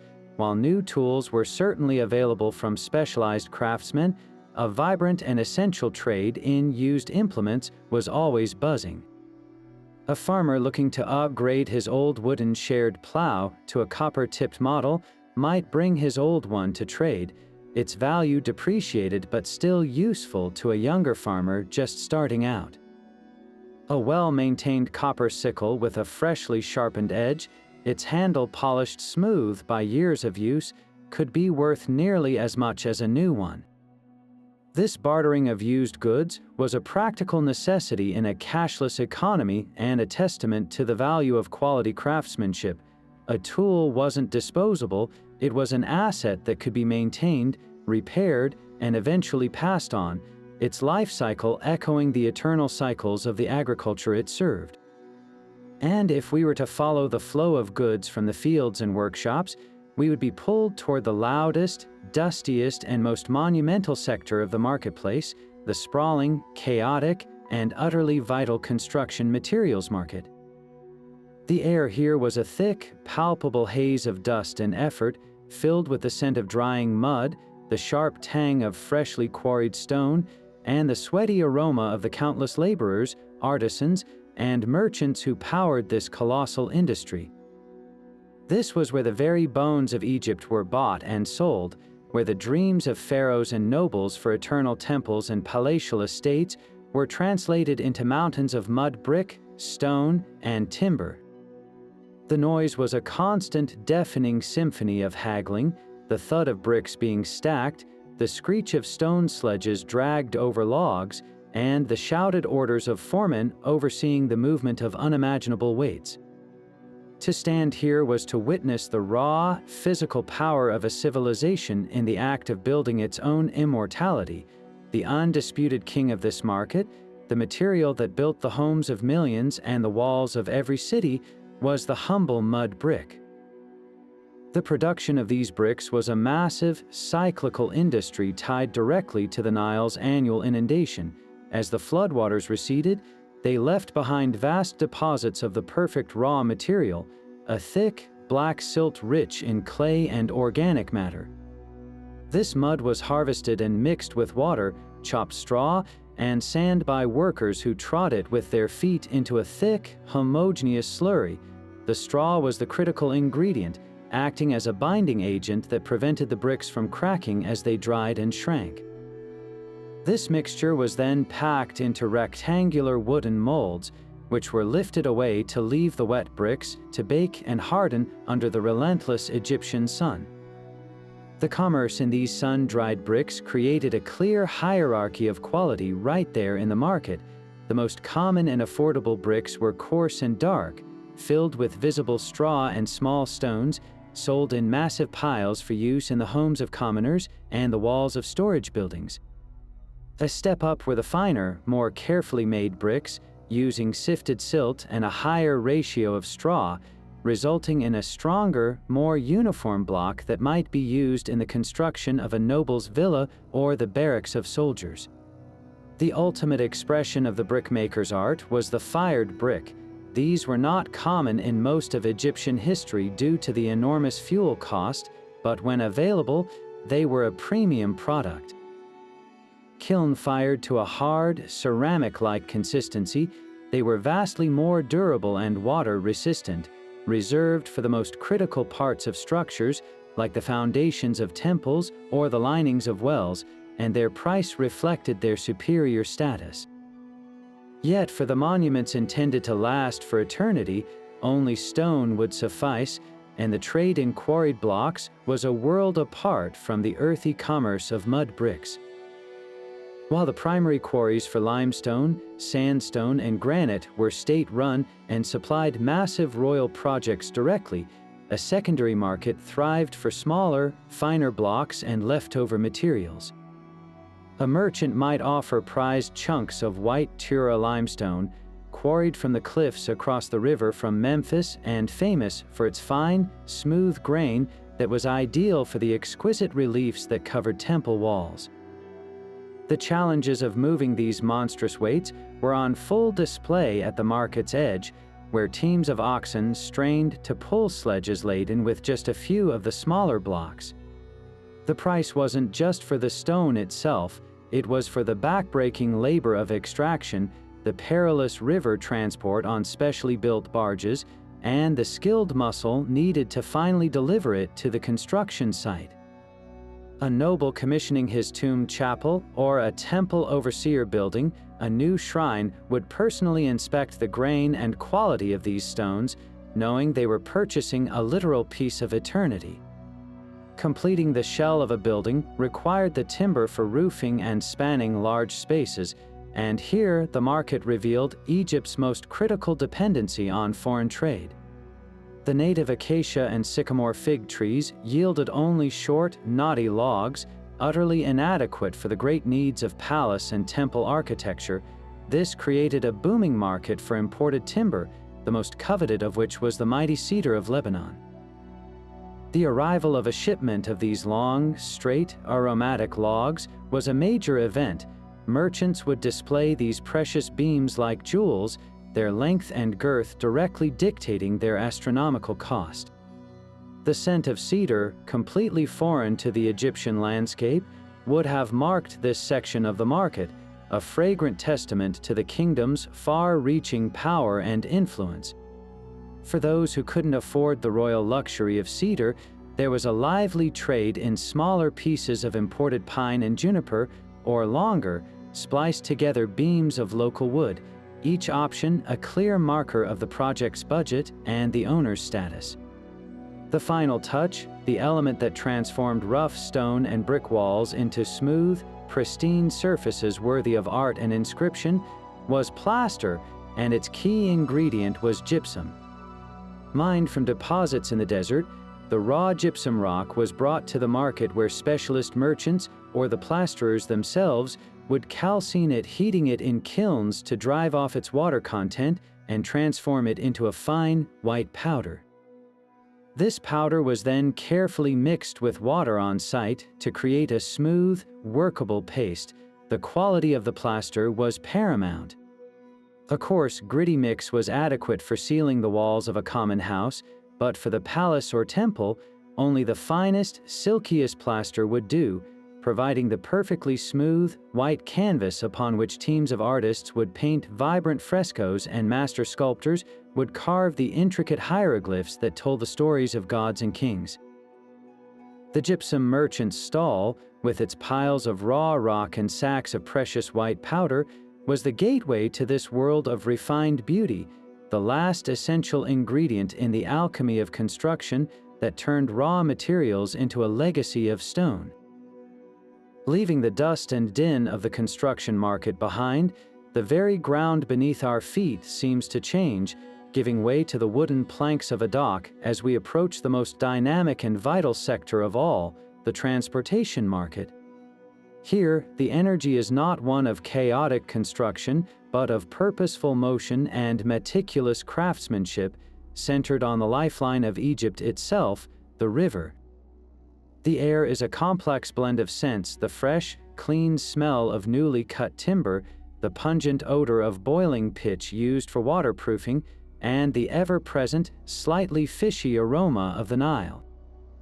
This is where Egypt's connection to its lifeblood was forged and sold, a bustling harbor of innovation where boat builders offered vessels for every purpose and every purse, from the humblest fisherman to the pharaoh himself. The most ancient and fundamental craft on display was the simple papyrus skiff, a design that had navigated the Nile's waters for millennia. These were not built in the same way as wooden boats. They were woven and bundled by skilled artisans using techniques passed down through generations.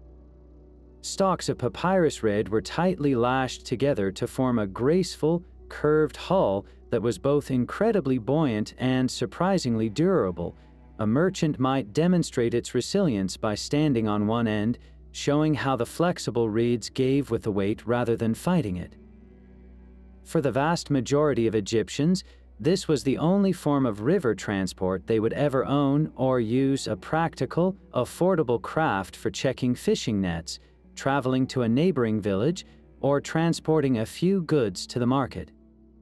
Their construction was often a communal, seasonal affair, with new skiffs being built and old ones repaired as the annual floodwaters made them necessary. But for serious travel, trade, and state business, only a wooden boat would suffice, and the market for these vessels was a spectacle of organized chaos. The shipyards were open-air workshops lining the riverbank, each one a hive of activity where the skeletal ribs of half-built hulls rose like the skeletons of great beasts.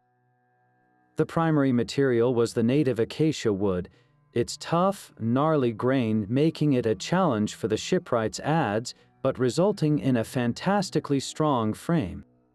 For the planking, however, Egyptian builders faced a critical shortage. The local trees simply didn't grow tall or straight enough to produce the long, clean planks needed for a seaworthy hull. This created a massive and lucrative market for imported timber, with the long, straight, and fragrant cedar logs from Lebanon being the absolute gold standard. The sight of these precious logs, having been transported across the sea on their own sister ships, was a powerful symbol of Egypt's economic reach. The techniques these master shipwrights used were nothing short of revolutionary. Long before metal nails were common, they engineered their vessels using a complex system of joinery and lashing. Planks were not nailed to the frame, they were meticulously drilled and then painstakingly sewn together with miles of tough rope made from hemp or halfa grass. The seams were then caulked with rolls of papyrus fiber and made watertight with hot pitch poured from clay crucibles heated over small braziers.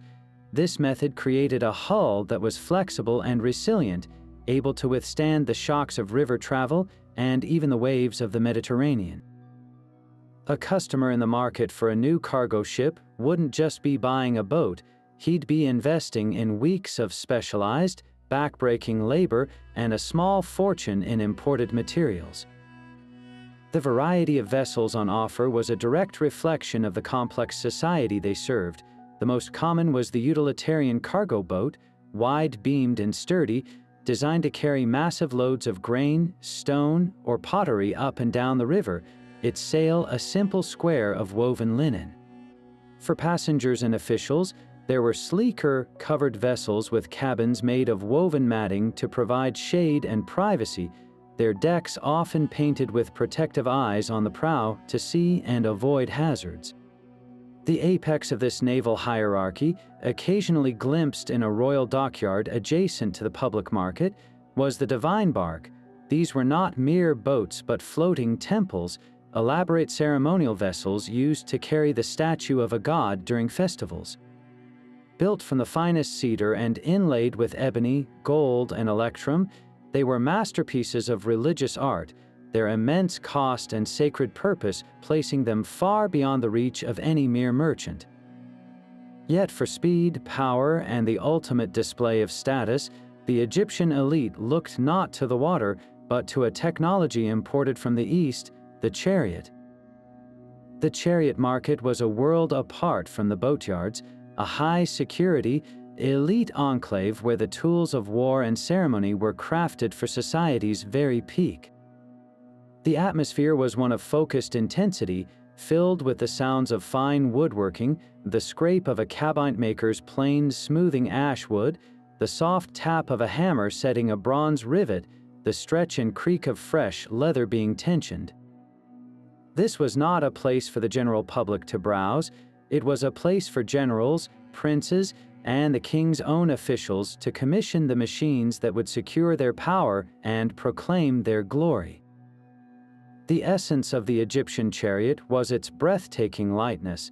Unlike the heavier, more cumbersome models used by other civilizations, Egypt's chariots were engineered for blistering speed and agile maneuverability on the battlefield. The core of this design was the frame, a marvel of bentwood technology. Craftsmen would carefully steam and bend sections of resilient tamarisk or ash wood into a graceful, D-shaped curve to form the waist of the chariot, creating a structure that was both incredibly strong and remarkably light. The floor was not solid wood, but a flexible network of stretched rawhide strips woven into a web that acted as a natural shock absorber, smoothing out the brutal ride across desert and scrubland at a full gallop. Every component was a masterpiece of specialized craftsmanship. The wheels were the most critical and complex part. A wheelwright's stall would display his artistry, wheels with 4, 6, or even 8 slender, bentwood spokes radiating from a central hub, all held together with a precision-fit mortise and tenon joinery that eliminated the need for heavy glue. The outer rim was then shod with a thin band of toughened leather or, for the most expensive military models, a thin strip of bronze, all painstakingly pieced together to create a wheel that was both lightweight and incredibly durable. The axle, made of a single hardened piece of oak, was strategically placed at the very rear of the chassis, a design feature that gave the vehicle its legendary stability and prevented it from flipping during sharp turns. The clientele for these exquisite machines was exclusively the military elite and the royal court. A military commander would commission a victory chariot, its design ruthlessly practical. It would be minimally decorated, perhaps with a simple coat of protective pitch, and built for maximum performance and survival. In stark contrast, the chariot of a prince or pharaoh was a rolling masterpiece of art and intimidation. The wooden frame would be sheathed in thin, hammered gold leaf or electrum, embossed with scenes of the king as a sphinx trampling his enemies. The reins and harness would be of the finest dyed leather, and the sides might be inlaid with scenes of the god Horus spreading his protective wings over the occupant. To see such a vehicle was to understand the absolute apex of Egyptian technology, wealth, and martial power, a machine that was equally at home leading a devastating cavalry charge or parading in triumph before an adoring populace, its very presence announcing the arrival of a living god. The atmosphere shifted dramatically as you moved deeper into the market, the air now thick with the pungent, living scent of hay, animal sweat, and damp earth, a sure sign you had entered the sprawling, cacophonous animal markets. This was where the agricultural heartbeat of Egypt was most palpable, a noisy, dynamic arena where the wealth of the land walked on 4 legs and 2 wings. The sounds here were a constant, overwhelming chorus, the deep, resonant lowing of cattle, the frantic bleating of sheep and goats being separated, the indignant honking of geese, and the sharp, shouted negotiations of farmers and merchants assessing each other's livestock. This wasn't merely a place of commerce, it was a critical hub for the nation's food security and agricultural planning, where the future of entire communities was bought, and sold one animal at a time. The undisputed kings of this market were the cattle, the most valuable and prestigious of all livestock. These weren't the hulking beasts of modern farms, but a distinctive breed known as the Egyptian longhorn, prized for their ability to thrive in the climate. A potential buyer, likely a wealthy landowner or a temple representative, wouldn't just glance at an animal. The evaluation was a meticulous, hands-on ceremony of appraisal. He would walk slowly around the beast, examining the muzzling of its hindquarters, the straightness of its back, and the health of its hooves. The most critical examination was of the animal's horns and eyes. The horns were checked for symmetry and any signs of damage from fighting, while bright, clear eyes were a key indicator of overall health and vitality. The ultimate test was to have the animal led around the ring to assess its gait, ensuring it moved without a limp and possessed the strength needed for plowing or the elegance desired for a temple sacrifice. The price for a prime bull or a milk cow was astronomical, often negotiated in units of grain or measures of precious metal, a transaction that represented a major investment. For the vast majority of farmers, the real business was in smaller, more manageable livestock. The market was divided into pens holding countless goats and sheep, their different values immediately apparent. Goats, hardy and adaptable, were the all-purpose animal of the common farmer, providing milk, meat, and tough hide. A buyer would grab a handful of the coarse hair, checking for parasites or skin conditions, and feel along the goat's ribs to judge its fat reserves. Sheep, with their valuable thick wool, commanded a higher price. A merchant would part the wool on a sheep's back to show off the density and cleanliness of the fleece to a discerning customer, perhaps a textile merchant looking to secure a supply of raw materials. The negotiations here were swift and practical, with animals often purchased in small flocks to replenish a family's herd or to provide an immediate source of meat for an upcoming festival or wedding feast. No Egyptian animal market would be complete without the overwhelming sound and motion of the poultry section. This was a realm of controlled chaos, with crates and woven baskets piled high with ducks, geese, and pigeons. Geese were particularly valued for their size, their eggs, and their fierce nature as effective watchdogs, their loud honking serving as an alarm against intruders. A buyer would carefully pick up a goose, feeling the heft of its breast and checking the condition of its wings and webbed feet. Ducks were prized for their rich, fatty meat and were often sold in pairs. But the most fascinating aspect was the trade in pigeons and doves. These birds weren't just for eating, they were raised in elaborate, multi-tiered clay dovecotes attached to homes. They provided a constant, self-replenishing source of fertilizer for gardens and a ready supply of tender meat and eggs, making them a cornerstone of sustainable small-scale farming.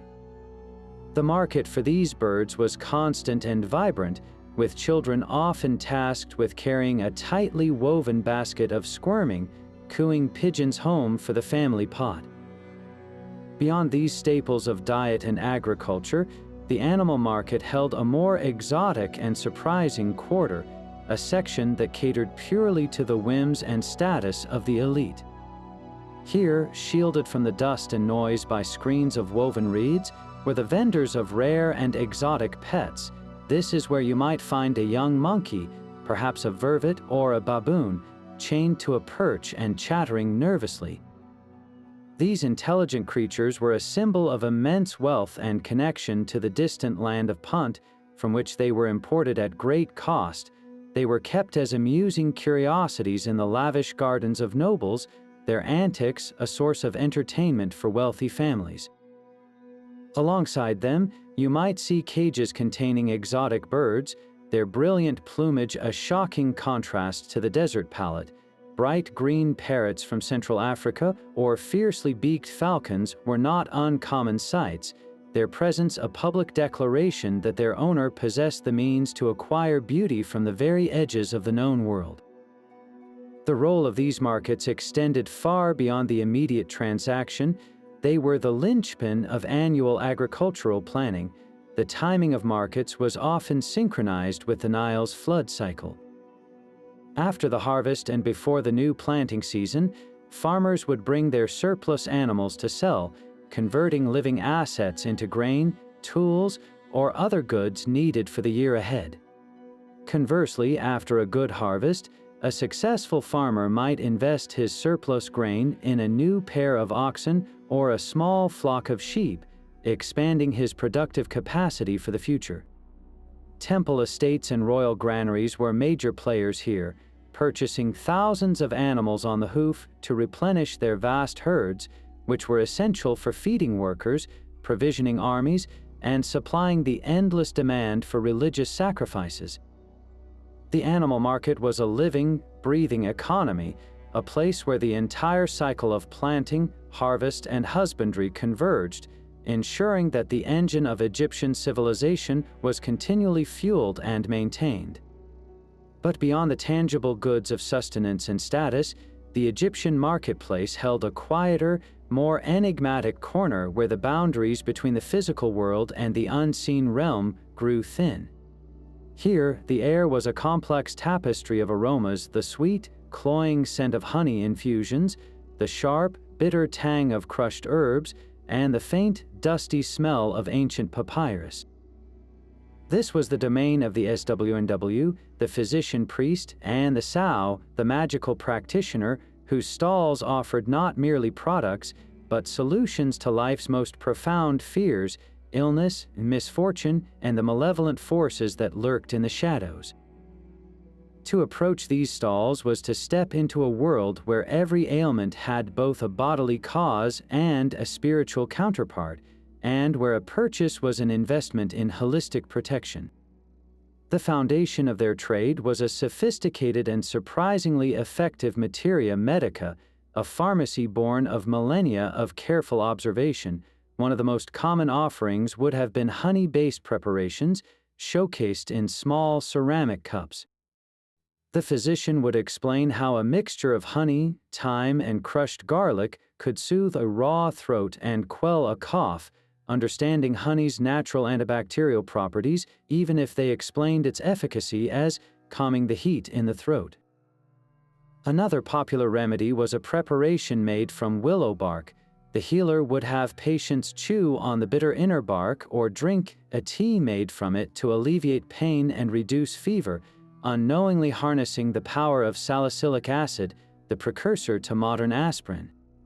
These practical remedies were the first line of defense, their effectiveness proven through generations of use.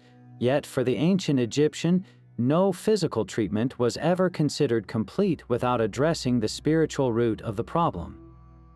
Illness was often believed to be caused by the intrusion of a malevolent spirit or the disfavor of a god. Therefore, a prescription always had two parts. A customer might leave the stall not only with a jar of honeyed medicine, but also with a carefully written incantation on a scrap of papyrus. They would be instructed to recite the magical words, perhaps a plea to the goddess Sekhmet to withdraw her fiery breath of disease as they ingested the physical remedy. The two actions were inseparable. The medicine treated the body, while the spell expelled the invading spirit, working in tandem to restore the patient to complete health. This fusion was perfectly embodied in the trade of amulets, which were among the most sought-after items in this section. These were not mere jewelry, they were functional medical devices charged with protective power. A healer might recommend a pregnant woman wear an amulet of the hippopotamus goddess Taweret to safeguard her delivery. For a child suffering from a fever, a small amulet of the dwarf god Bes, his fierce grimace designed to scare away demons, could be tied around their neck. The most common of all was the wedjat, or eye, of Horus. This symbol of wholeness and healing was prescribed for virtually any ailment, its very shape serving as a magical blueprint for restoration and protection against the fragmentation of disease. Purchasing an amulet was akin to acquiring a permanent, wearable doctor. For more serious or persistent conditions, the healer would turn to his most powerful tools, magical spells and elaborate rituals, the instructions for which were valuable commodities in themselves. A customer plagued by chronic headaches or a run of bad luck might commission a customized spell. The practitioner would carefully inscribe a series of potent phrases, divine names, and commands to the spirits onto a new sheet of papyrus using black and red ink. This text might instruct the patient to dissolve the papyrus in beer and drink it, effectively consuming the magic, or to recite the words while burning a specific combination of incense. These texts were highly personalized, and their creation required deep knowledge of the vast pantheon of gods and demons, making the scribe-healer a figure of immense authority and respect. The tools of their trade were as important as the ingredients and incantations.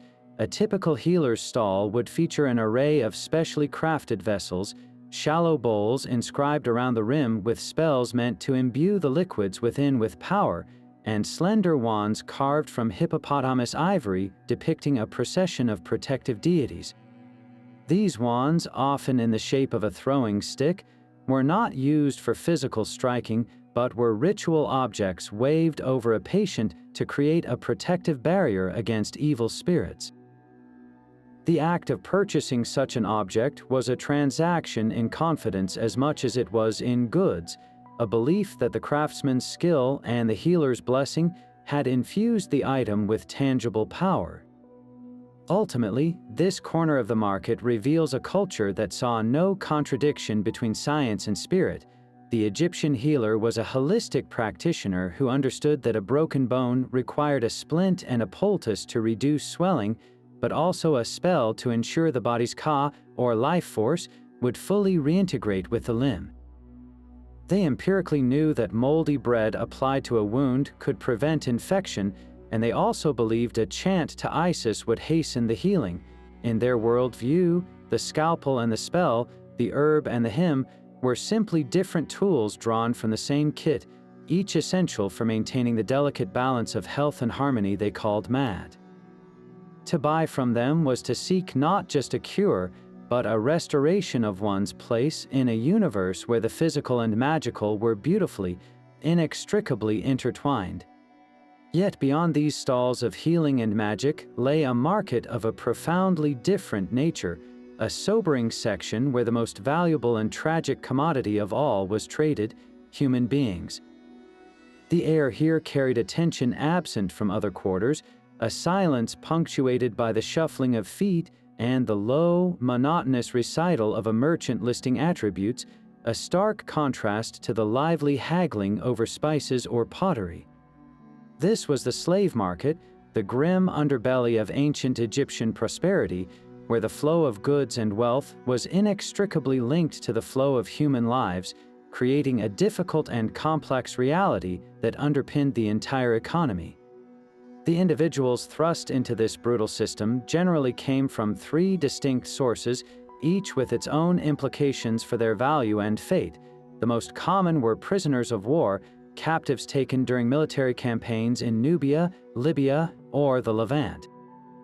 These men, women, and children were considered living tribute, the spoils of pharaohs' divine victory over chaos, and were often branded with the royal mark to denote state ownership.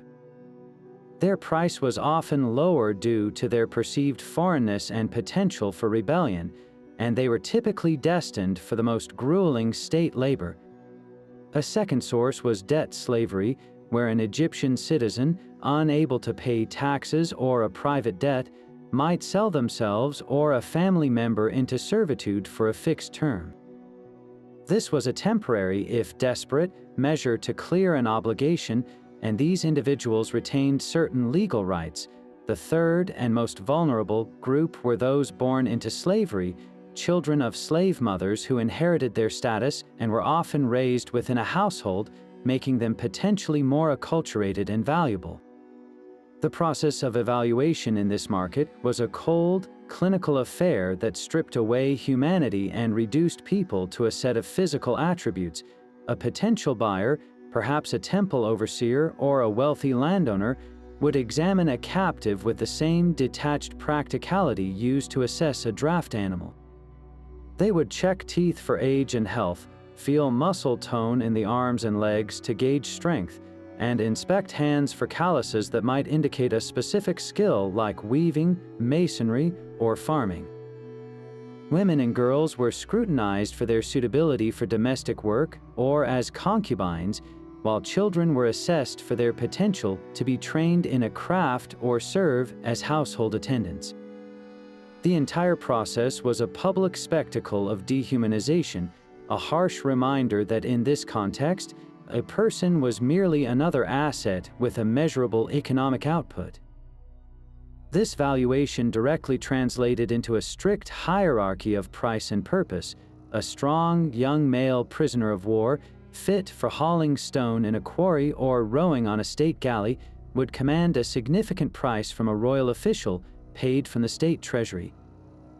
A skilled craftsman, a Nubian goldsmith or a Syrian carpenter, could be worth several times that amount, purchased by a temple workshop to produce luxury goods. A healthy woman, experienced in weaving, brewing, or baking, was a valuable investment for a large estate seeking to expand its domestic production. At the very top of this grim price list were educated slaves, such as scribes or accountants, who could manage household affairs for the elite, and beautiful young women or boys trained in music and dance, who served as living ornaments of their owners' extreme wealth and refined tastes. Contrary to the chattel slavery of more recent eras, ancient Egyptian slavery operated within a surprisingly complex legal framework that offered a faint glimmer of protection, however unevenly applied. Slavery was not always a permanent, hereditary condition for those who were debt servants or criminals.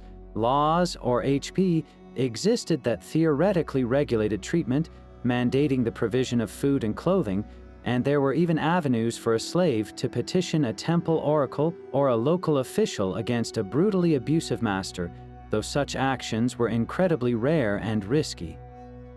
A slave could own personal property, earn money on their days off, and even testify in court under certain circumstances. These rights were fragile and entirely dependent on the master's character and the local enforcement of norms, but their existence reveals a society that, while built on forced labor, still recognized the slave as a person within the legal structure, not merely as property. The tasks assigned were as varied as Egyptian society itself, creating vastly different lived experiences. The vast majority of state-owned slaves faced a short, brutal existence in the royal quarries and mines, toiling under the whips of overseers to extract the stone and minerals that built Egypt's monuments. Others were conscripted into the army as support personnel or assigned to massive agricultural estates owned by the pharaoh or the temples, working the fields alongside peasant farmers. In contrast, domestic slaves in wealthy households could live in relative comfort, integrated into the family unit, performing tasks like cooking, cleaning, child care, and gardening. The most fortunate might be trained in a high-status craft like jewelry making or perfume production, their skills affording them a measure of respect and better living conditions. Ultimately, the slave trade was not a peripheral dark corner, but a central pillar supporting the entire temple and state economy. The vast majority of slaves were owned not by private individuals, but by the crown and the major religious institutions. Pharaoh routinely donated hundreds of war captives to temple estates, providing the massive, permanent labor force needed to work their endless fields, tend their vast herds, and maintain their colossal workshops. The output of this slave labor, the grain, the linen, the beer, the crafted goods, was the primary source of wealth that funded temple rituals, paid priests and officials, and financed grand construction projects. This system created a self-perpetuating cycle. Military expansion brought captives, whose forced labor produced the surplus that funded more military campaigns, bringing yet more captives. The bustling, vibrant markets we've explored, filled with food, goods, and exquisite luxuries, were fundamentally sustained by this relentless, silent engine of human suffering, a sobering truth that lay just beneath the glittering surface of ancient Egyptian civilization. But beyond the grim realities of the slave trade, the marketplace offered a dazzling counterpoint of pure aspiration and desire, the exotic imports section, a vibrant testament to Egypt's role as the epicenter of a vast, ancient global trade network. Stepping into this quarter was like taking a journey across the known world without ever leaving the Nile's banks. The air itself was a rich tapestry of foreign scents, a complex perfume of sawed cedarwood, aromatic resins, and the faint, dry smell of exotic feathers. This was where the world's most coveted treasures converged, each item a story of daring journeys, immense risk, and astronomical value, all culminating in a public display of wealth so profound it bordered on the divine. The most immediately striking presence was the Lebanese cedarwood, its unmistakable, sweet, and camphorous aroma marking the stalls long before they came into view. This was not timber for common construction. These were precious, fragrant logs, their rich, reddish heartwood and straight, towering grain displayed like sacred monoliths. The journey of this wood was an epic tale in itself, transported on perilous sea voyages from the forests of Byblos on great, specially commissioned Egyptian ships that braved the unpredictable Mediterranean. The cost was staggering, paid for in gold, linen, and grain from the pharaoh's own stores.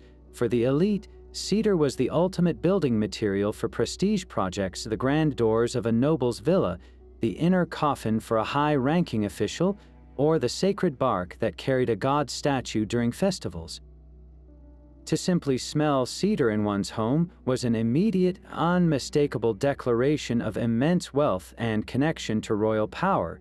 If cedar appealed to the sense of smell, then Nubian gold was a direct assault on the eyes, a blinding, solar blaze of wealth.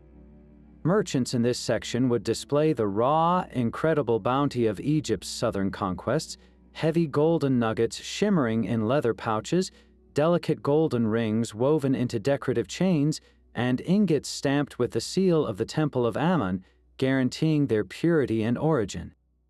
This gold, extracted from the quartz veins of the Nubian desert under brutal conditions, was the fundamental currency of empire, the engine that fueled international trade and paid for the loyalty of the army. But in the luxury market, it was transformed into the ultimate status symbol, a nobleWom Chinese letter, a broad golden collar inlaid with lapis lazuli wasn't just buying jewelry, she was adorning herself with the distilled essence of pharaonic power, a metal so intrinsically linked to the sun god Ra that it was considered the flesh of the gods themselves. Its price was almost beyond calculation, often negotiated in units of land, slaves, or promises of future harvests. From across the Mediterranean Sea came objects of a different, more refined beauty, Aegean pottery. Amid the familiar Egyptian brown and red clay vessels, these imports would have been utterly arresting. Skilled merchants would carefully unwrap these treasures from protective linen shrouds to reveal their stunning, alien aesthetics. Here was a Minoan jar from Crete, its surface alive with sinuous, fluid octopuses, their tentacles swirling around the bulbous body in dark, glossy paint on a pale clay background. Nearby might be a Mycenaean stirrup jar, a clever, compact vessel designed for transporting precious oils, its surface decorated with precise, geometric patterns and stylized marine life. These were not merely containers, they were Chinese letter foreign artworks, their very strangeness making them profoundly desirable. They served as the ancient equivalent of fine china, brought out by a wealthy host to impress guests at a banquet, a clear signal that their owner had access to the most sophisticated and cosmopolitan goods from the farthest reaches of the sea. Perhaps no item was more visually dramatic and instantly recognizable as a status symbol than the Libyan ostrich feather. These were not the small, fluffy plumes we might imagine, but enormous, elegant primary feathers, their pristine white veins stretching longer than a man's arm. Sourced from the vast deserts to the west, these feathers were a logistically bizarre but incredibly valuable import. They were exceedingly rare, difficult to acquire without hunting the formidable, fast-running birds, and incredibly fragile to transport across hundreds of miles of desert without damage. Their value was amplified by their powerful symbolic association with Ma'at, the goddess of truth and cosmic order. To wear one, fixed into an elaborate wig or held by a servant as a fan, was to physically align oneself with the principle of divine truth and justice. It was the ultimate accessory of authority, worn by pharaohs, viziers, and high priests during ceremonies. The simple, graceful act of being fanned with an ostrich feather plume was a non-verbal announcement that you were in the presence of someone who literally embodied the balance of the universe. The final, and in many ways most spiritually significant, category of luxury import was Arabian incense, particularly frankincense and myrrh. The trade in these resins was so vital that the Egyptians called the southern coast of Arabia the land of the gods, believing these sacred aromas were a direct gift from the divine.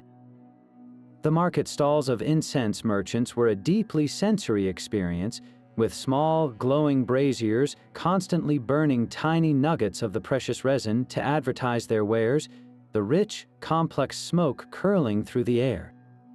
Frankincense offered a bright, citrusy, and pine-like scent, believed to purify the air and carry prayers directly to the gods. Myrrh provided a deeper, more somber, and slightly medicinal aroma, associated with death, embalming, and transformation. The pricing was exorbitant, often measured by weight against precious metals. A wealthy individual would purchase these resins not just for temple offerings, but for personal use, having their clothes stored with incense or their homes perfumed daily to create a living environment that mirrored the sacred space of a temple.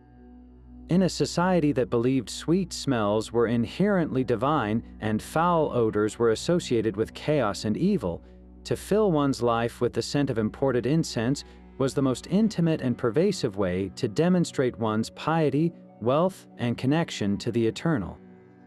Amid the relentless industry of the market, a more playful and melodious atmosphere emerged, signaling a section dedicated not to survival or status, but to the pure joy of recreation and artistic expression.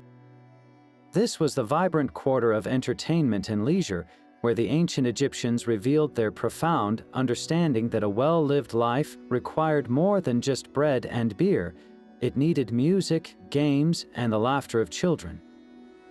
Here, the cacophony of commerce was punctuated by the gentle strum of a harp string being tuned, the rhythmic rattle of a sistrum, and the lively chatter of customers examining beautifully crafted game boards, each item a testament to a society that cherished its moments of respite and celebration.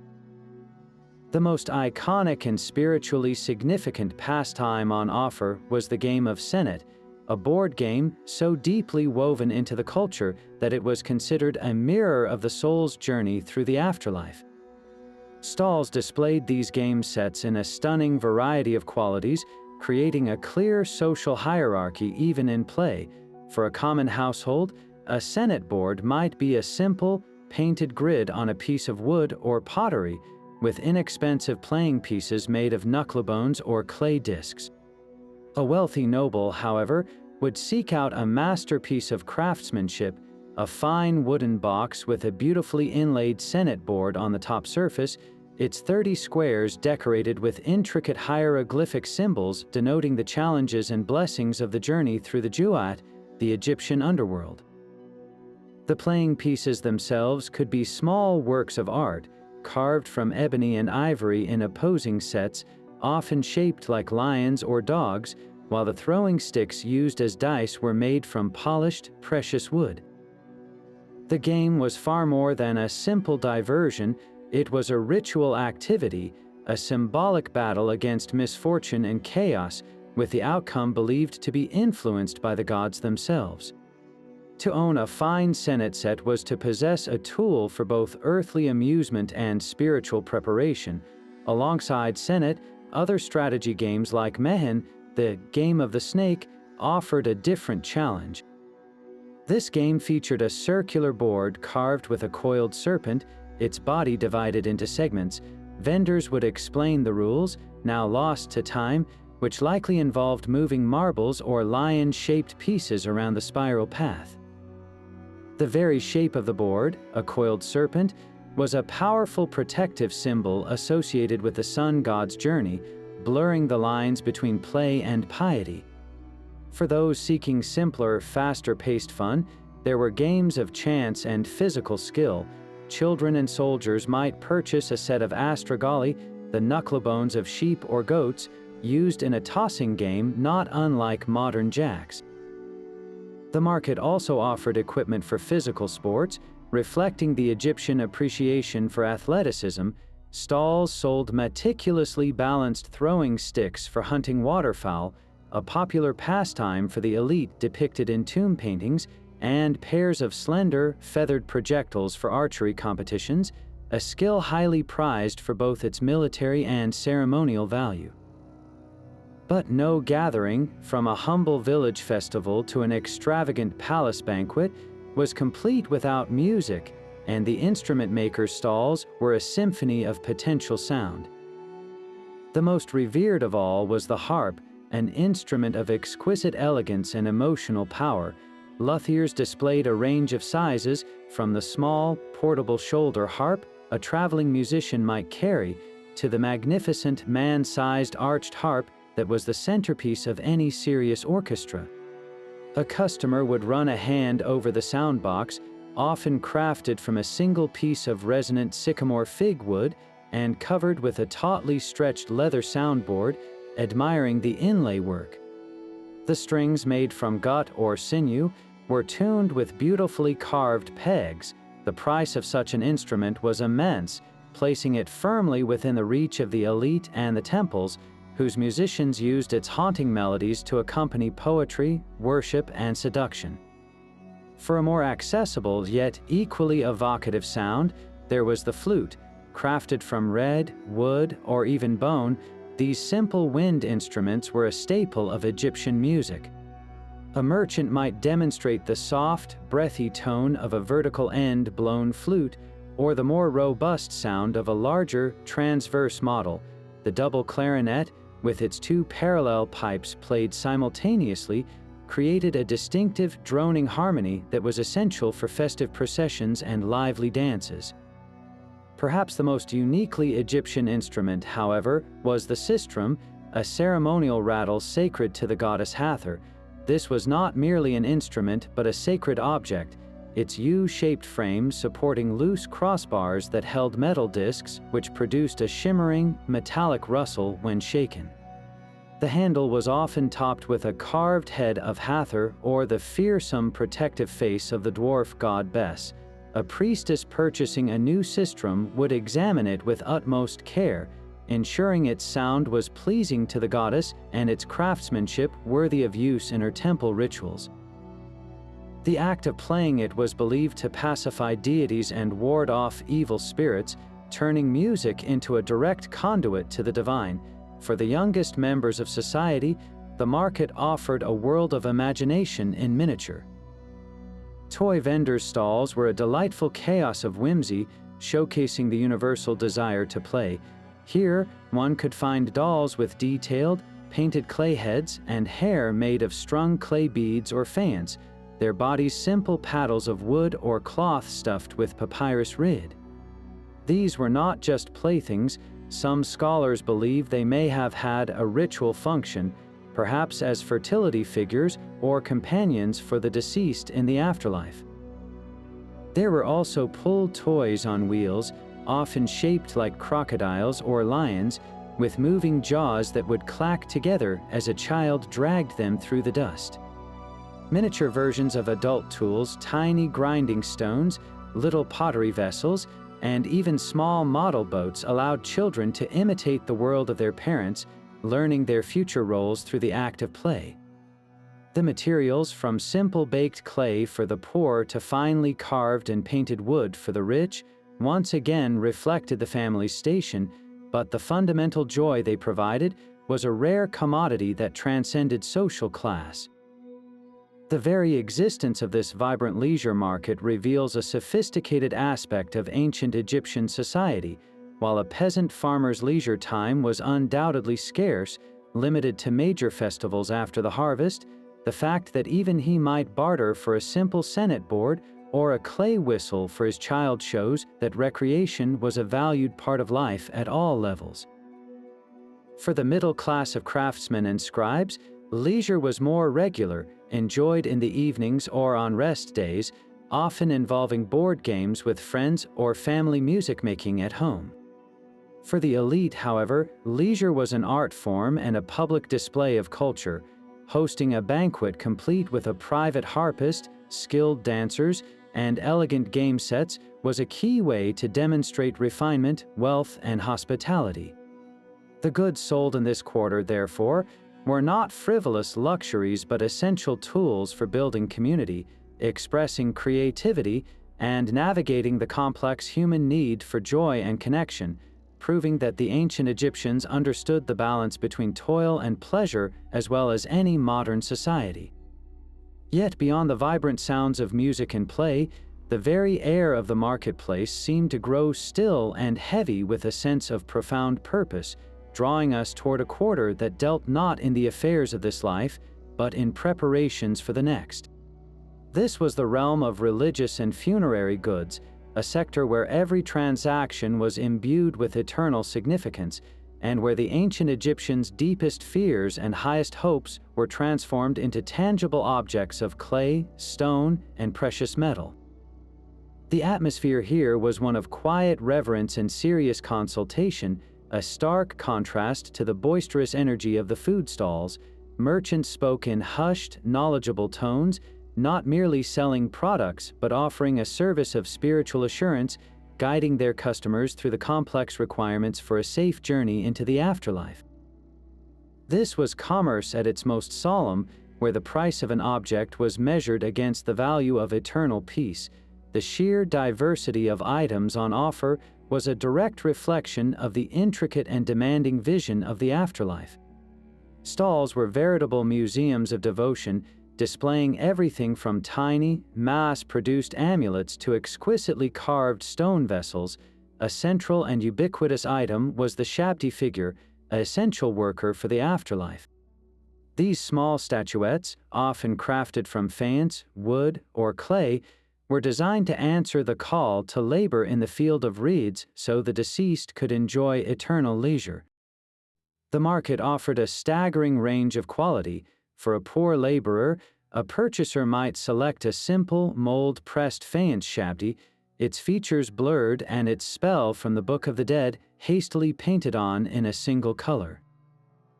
A few stalls over, a wealthy official would be commissioning a full set of 401 shabtis, one for each day of the year, each one a finely detailed, hand-carved masterpiece of wood or even stone, inscribed with his name and titles and holding the tiny implements of their eternal trades. Perhaps the most visually striking and symbolically charged items were the canopic jars, the sacred vessels designed to hold the internal organs of the deceased after mummification. These were never sold as a single item, but always as a matched set of 4, each jar under the protection of one of the 4 sons of Horus. A merchant would present the set with ceremonial care, explaining the specific guardian for each organ.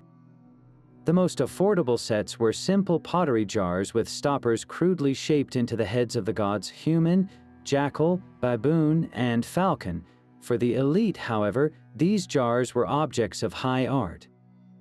Crafted from calcite alabaster that glowed when held to the light, the stoppers were transformed into exquisitely sculpted miniature portraits, their features serene and idealized.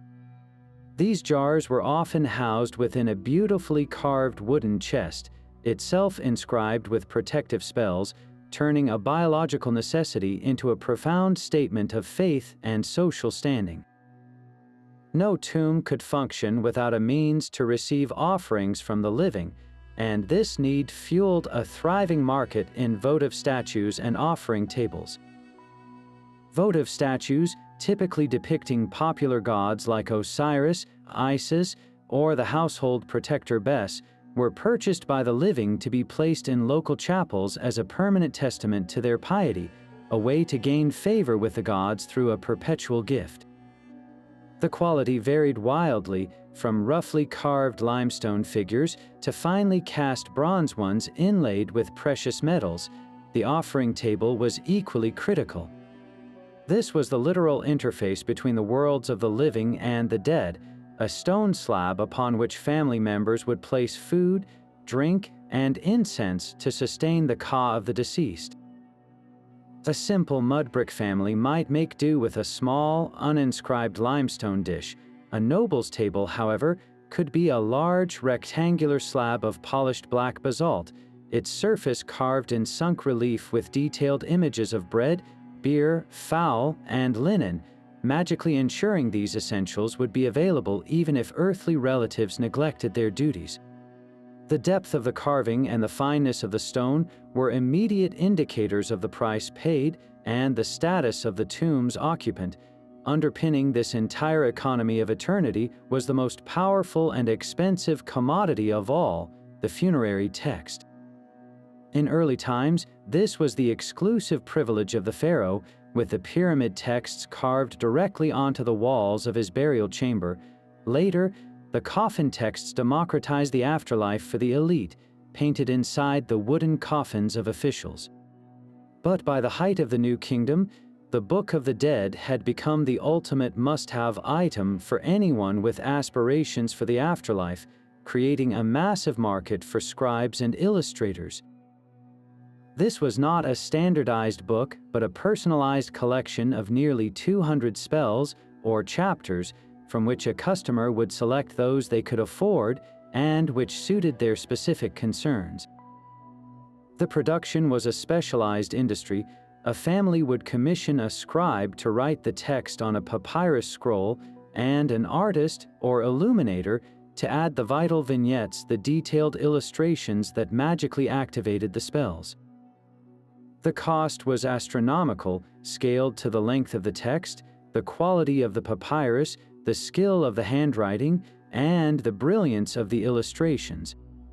A stunning, custom-made Book of the Dead, with chapters selected by a priest and illustrations filled with vibrant blues and golds, was the single most expensive purchase a family would ever make, an investment they believed was the only true guarantee of safe passage and eternal life, making the scribes and painters of these texts among the most revered and essential artisans in this solemn corner of the market. Walking through this vibrant, chaotic symphony of commerce, you might wonder how it all held together without the familiar clink of coins or the rustle of paper money. The economic engine of the ancient Egyptian market hummed on a beautifully complex and sophisticated system of value, one based entirely on trust, agreed upon standards, and the intrinsic worth of the goods themselves. At the heart of every transaction, from the purchase of a massive cedar beam to a handful of lentils, was a universal measure of value known as the deben. Think of it not as a coin, but as a weight, specifically a weight of copper. One deben was approximately 91 grams, and it became the fundamental unit for calculating the worth of virtually everything. A merchant didn't hand over a chunk of copper for a bolt of linen. Instead, they used the deben as an abstract accounting unit to ensure a fair exchange. For instance, a liter of honey might be valued at 2 deben, while a fine tunic could be worth 10. This established a common economic language that everyone, from the farmer to the pharaoh's treasurer, could understand. But how did you actually pay 2 deben for that honey if you weren't using metal? This is where the brilliant practicality of the barter system truly shines. The ancient Egyptian economy was a vast, multi-layered tapestry of direct exchange, A farmer bringing his surplus geese to market wouldn't receive coins, he would trade them for the goods his family needed. Perhaps one goose was worth a new pottery jar for storing grain and a handful of those coveted copper fishing hooks. The key to making this work was the Deben weight system, which provided the vital framework for these complex multi-item trades. It allowed a scribe to calculate that the 2 deben of honey could be fairly paid for with 1 deben's worth of dried fish and another deben's worth of woven baskets. This system of calculated barter created a remarkably fluid and efficient economy where almost any commodity could be transformed into any other, as long as their values balanced on the invisible scales of the deben. The value on those scales was never static. It pulsed and shifted with the relentless rhythm of the seasons and the mighty Nile itself. Supply and demand were powerful, visible forces in the marketplace long before they were ever named by economists. In the months immediately following the annual inundation, when the floodwaters receded and left the fields incredibly fertile, the markets would overflow with fresh produce. The abundance of dates, grapes, and cucumbers would cause their value to plummet, making them affordable to a wider segment of the population. Conversely, during the dry months of Shemu, just before the next flood, fresh fruits and vegetables became scarce luxuries. Their price, measured in their equivalent deben weight of grain or other staples, would skyrocket, putting them out of reach for all but the wealthiest citizens. This seasonal ebb and flow of prices made every shopper acutely aware of their place within the natural and economic cycles of the kingdom. A poor harvest upstream could mean famine prices in Thebes, while a bumper crop of grain could make beer and bread cheaper for everyone, demonstrating an interconnected economy that responded directly to environmental conditions. With so much depending on fair measurement and honest exchange, the marketplace was not the lawless free-for-all one might imagine.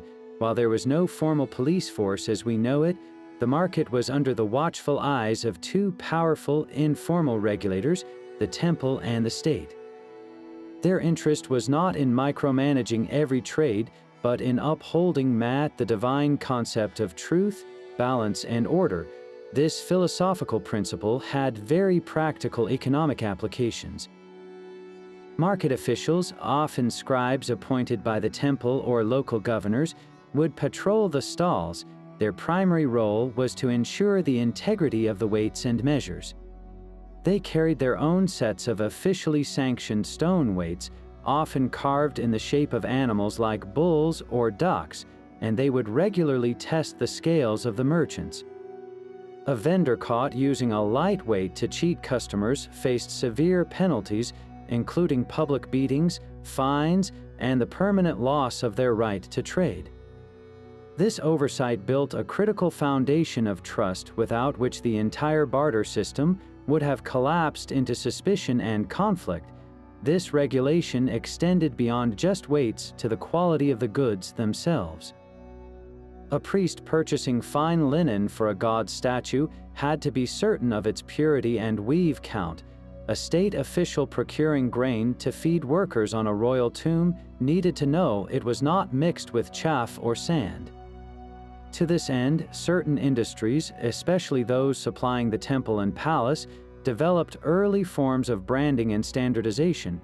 Jars of oil from a particular estate, known for its high quality, might be sealed with a distinctive stamp. Bolts of linen from a renowned workshop would command a higher price because their consistency was guaranteed. This unofficial certification created tiers of quality within product categories and allowed the state and temple to efficiently source the best materials for their needs while giving reputable merchants a way to distinguish their wares and justify a premium value. In the bustling, sun-drenched markets of ancient Egypt, economic order did not come from a printed decree, but from a shared cultural commitment to fairness, meticulously enforced by the ever-present scales and the watchful eyes of those who served the gods and the king. From the essential grains that formed the daily bread of millions to the dizzying array of imported luxuries that adorned the elite, The sheer diversity of goods within an ancient Egyptian market was nothing short of breathtaking. This wasn't merely a place to shop, it was the vibrant, pulsating heart of a sophisticated economic engine, a complex network of production and exchange that connected the fertile black soil of the Nile Valley to the farthest reaches of the known world. Every single stall told a story of human ingenuity, from the potter who turned river mud into vessels for eternity, to the jeweler who transformed Nubian gold and Afghan lapis into divine symbols of power, to the physician who blended empirical medicine with potent magic. The market seamlessly wove together the threads of stark necessity and extravagant desire, ensuring that the laborer could barter for his sturdy sandals and thick beer just a few paces from where a noble steward procured rare cinnamon and fine linen for his master's table. This incredible variety stands as a powerful testament to a civilization that had mastered not only the art of survival, but the science of commerce and the pursuit of beauty on a truly monumental scale. These bustling marketplaces were far more than just economic hubs. They were vibrant, living microcosms of Egyptian society itself, a rare public stage where every stratum of the highly hierarchical culture interacted in a carefully choreographed dance of status and survival. Here, the rigid social pyramid was made visible and tangible. The wealthy noble, shaded by a servant and followed by bodyguards, would move through the same narrow pathways as the barefoot farmer, but their experiences were worlds apart. The noble's route would take him to the quiet, shaded stalls of the perfumer and the jeweler, where transactions were hushed ceremonies of wealth conducted with precise scales. Just steps away, the farmer would be engaged in loud, vigorous haggling over the price of a new copper sickle or a replacement grinding stone, his success or failure determining his family's comfort for the coming season. Priests in pure white linen rubbed shoulders with dusty laborers, and scribes with their precious writing kits navigated around donkeys laden with construction materials. In this crowded, noisy arena, the entire spectrum of Egyptian life was on display, from the most powerful official to the most humble craftsperson, all bound together by the universal need to trade, to acquire, and to sustain their place within the delicate balance of the universe they called mad. So the next time you stroll through a modern supermarket or browse an online store, take a moment to let your imagination travel back through the centuries. Picture yourself not under fluorescent lights, but under the brilliant, hot sun of the Theban market. Feel the packed earth beneath your feet, and let the incredible symphony of sounds wash over you: the rhythmic clap of a weaver's loom, the lively haggling over a catch of Nile perch, the distant chant of a priest from a nearby temple, and the intoxicating mix of smells from baking bread, drying fish, and exotic incense. Imagine the dazzling visual feast of colors, the gleaming gold in a jeweler's stall, the stark white of the linen bolts, the deep blue of lapis lazuli, and the vibrant hues of fresh pomegranates and grapes. We've journeyed together through these incredible stalls, but now we want to hear from you. If you could step back in time and experience just one product from an ancient Egyptian market firsthand, what would it be? Would you be drawn to the sensory delight of a precious vial of lotus perfume, the practical power of a finely balanced copper sickle, the protective magic of a wedged eye amulet, or the sweet taste of honey straight from the comb? Share your choice down in the comments below. We absolutely love hearing which part of this ancient world captures your imagination.